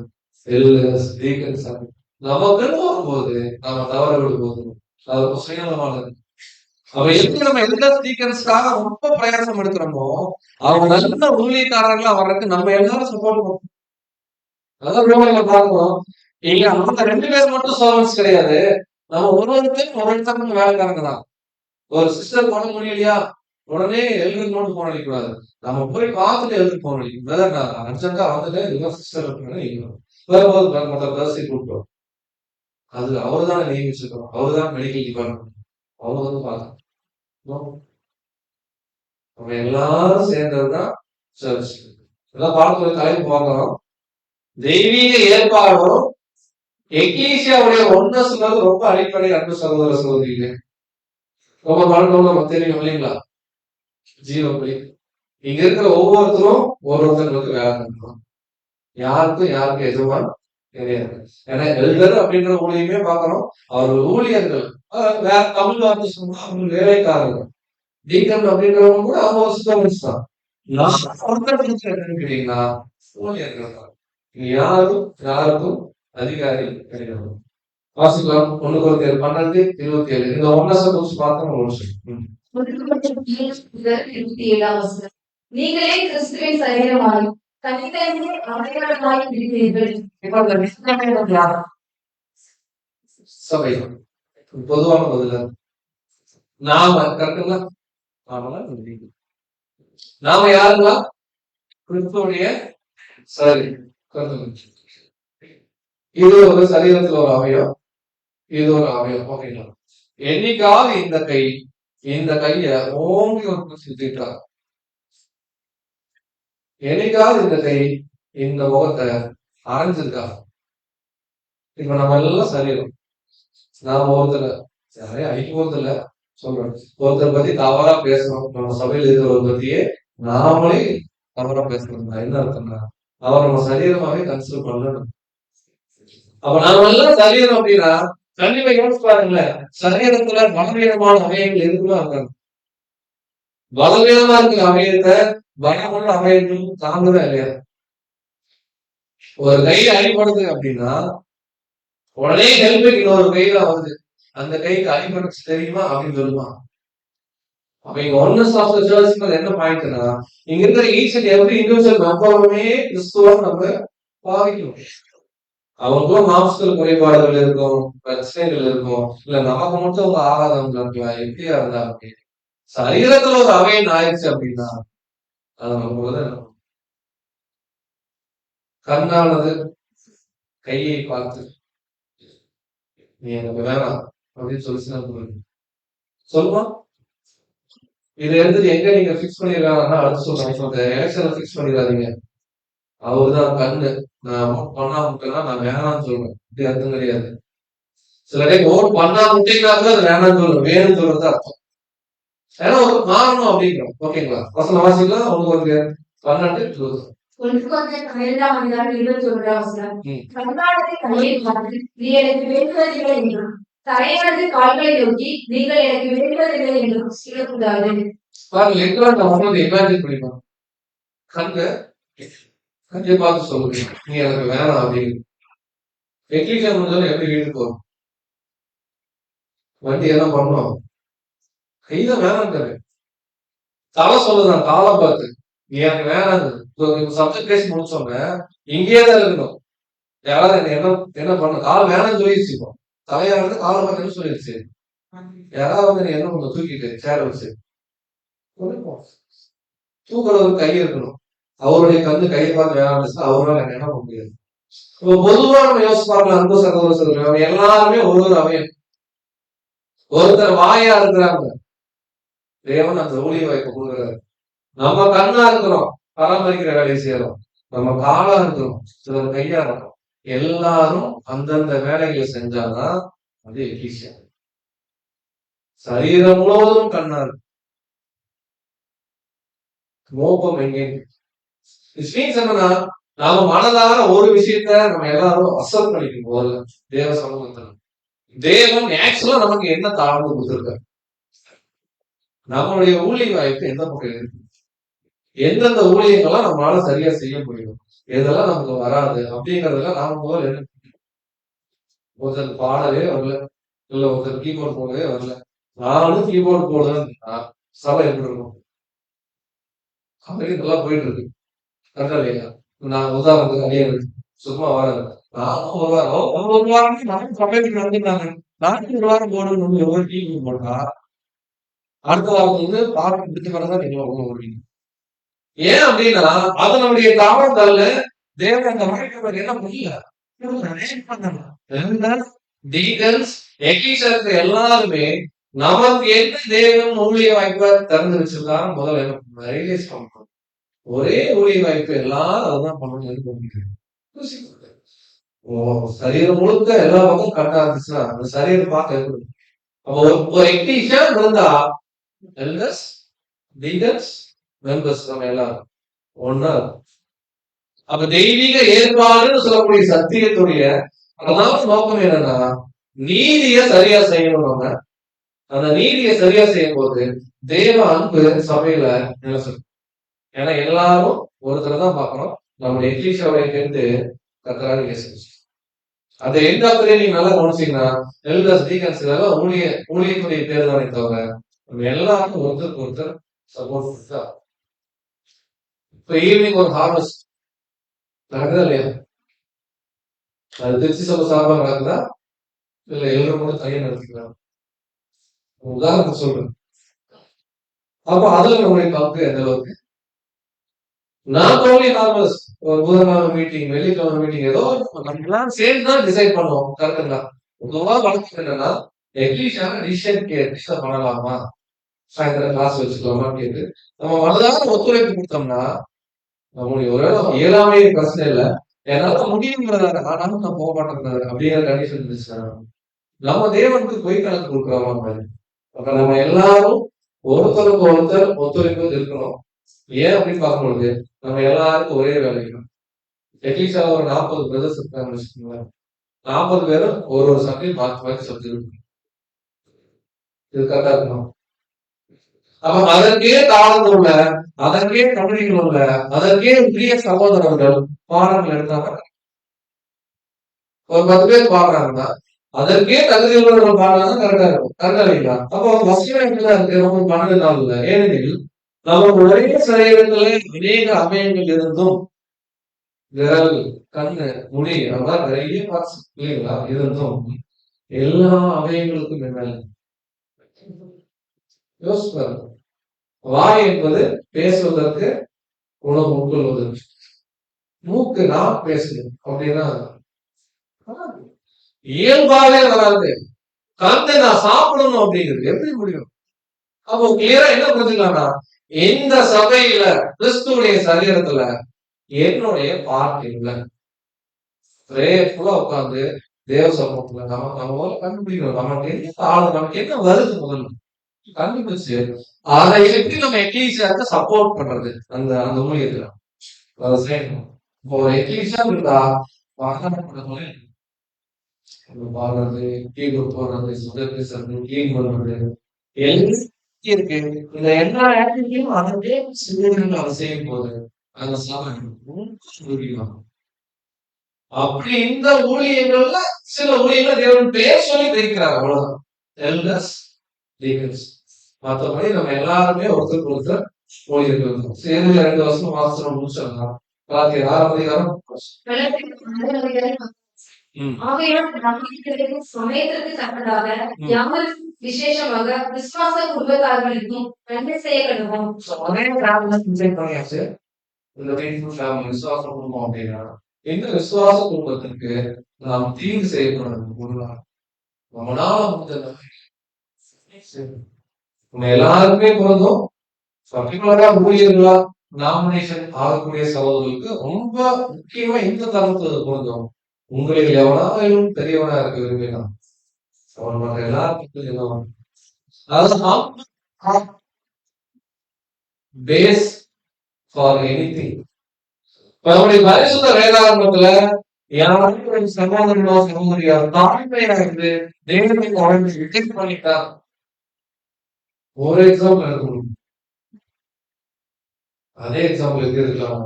எல்லா தகுதி இருந்து மேற்கு மேல இருந்தவங்கள தேவன் தூக்கி வீசி இருக்கிறார். Best example Lucifer. லூசிபருக்கு என்ன குறை இருக்கு? 28 படிக்கிறோம். அவன் படைக்கப்பட்ட நாள் கொண்டு அவனில் அநியாயம் கண்டுபிடிக்கிற வரைக்கும் தன் வழிகளில் அவன் இருந்தான். அதாவது ஜெனரலா சாப்பிட்டாங்க. எப்பேற்பட்ட பர்ஃபெக்டான மனுஷன் தெரியுங்க ஒரு காலம். அப்பேற்பட்ட ஒரு ஏஞ்சல கூட சின்ன வேண்டிமை தேவ திட்டத்துல இடம் தெரியாம நிக்க. அப்ப இங்க கூட அதேதான். எல்லா சாருக்கும் டீக்கன் சாருக்கும் நல்லா ஆகட்டும். நாம் தேவன் கிட்ட ஒரு நல்ல சர்டிபிகேட் வாங்கணும் அப்படின்னு ரொம்ப முக்கியமான பிரைமரி குவாலிஃபிகேஷன் சோ அந்த மனத்தாழ்மையில இருக்கும்போது கட்டாயமா நம்ம ஒருத்தருக்கு மனத்தாழ்மை அணிந்து கொள்ளும்போது ஒருத்தருக்கு கனமுதல் புத்தி கொள்ளும்போது ஒரு எக்லீசியா அப்படிங்கிறது ஒரு சமாதானம், ஒரு ஒருமைப்பாடு. அதற்கேற்ற ஊழியர்கள் ஒருவேளை நம்ம ஒரு 10 பேருக்கு நாமினேட் பண்ணோம், 5 பேர் தான் வராங்க ஊழியர்களா, இந்த இந்த மாதிரி இன்னைக்கு மட்டும் இல்ல, நிறைய குரூப் படிச்சிருக்கோம். அந்த குரூப்லயே கரெக்டா அவங்களுக்குள்ள இருந்துச்சு அப்படின்னா அந்த 5 பேரும் அதை எல்லாருமே எடுத்துப்பாங்க. உங்களுக்கு ஓகே, அந்த 5 பேருக்கு நம்ம என்ன பண்ணலாம், சப்போர்ட் பண்ணலாம். எந்த இடர்பாடும் எல்லா ஊழியத்திலும் எல்லாரும் ஒத்துழைப்போட அது தொடர்ந்து நடக்கும். சோ இப்பேற்பட்ட ஒரு சூழ்நிலை தான் எல்லா எக்லீசியாலையும் தேவன் என்ன பண்றாங்க விரும்புறாங்க.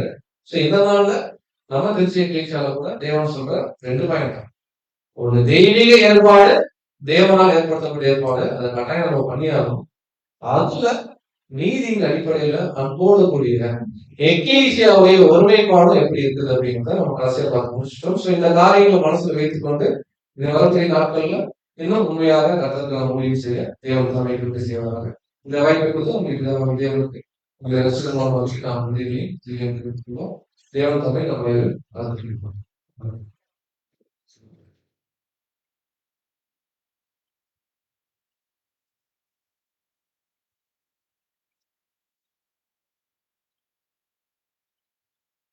கிறிஸ்துவுக்குள் நாம் அன்பாக இருக்கிறோம். உங்களுடைய விசுவாசம் நம்முடைய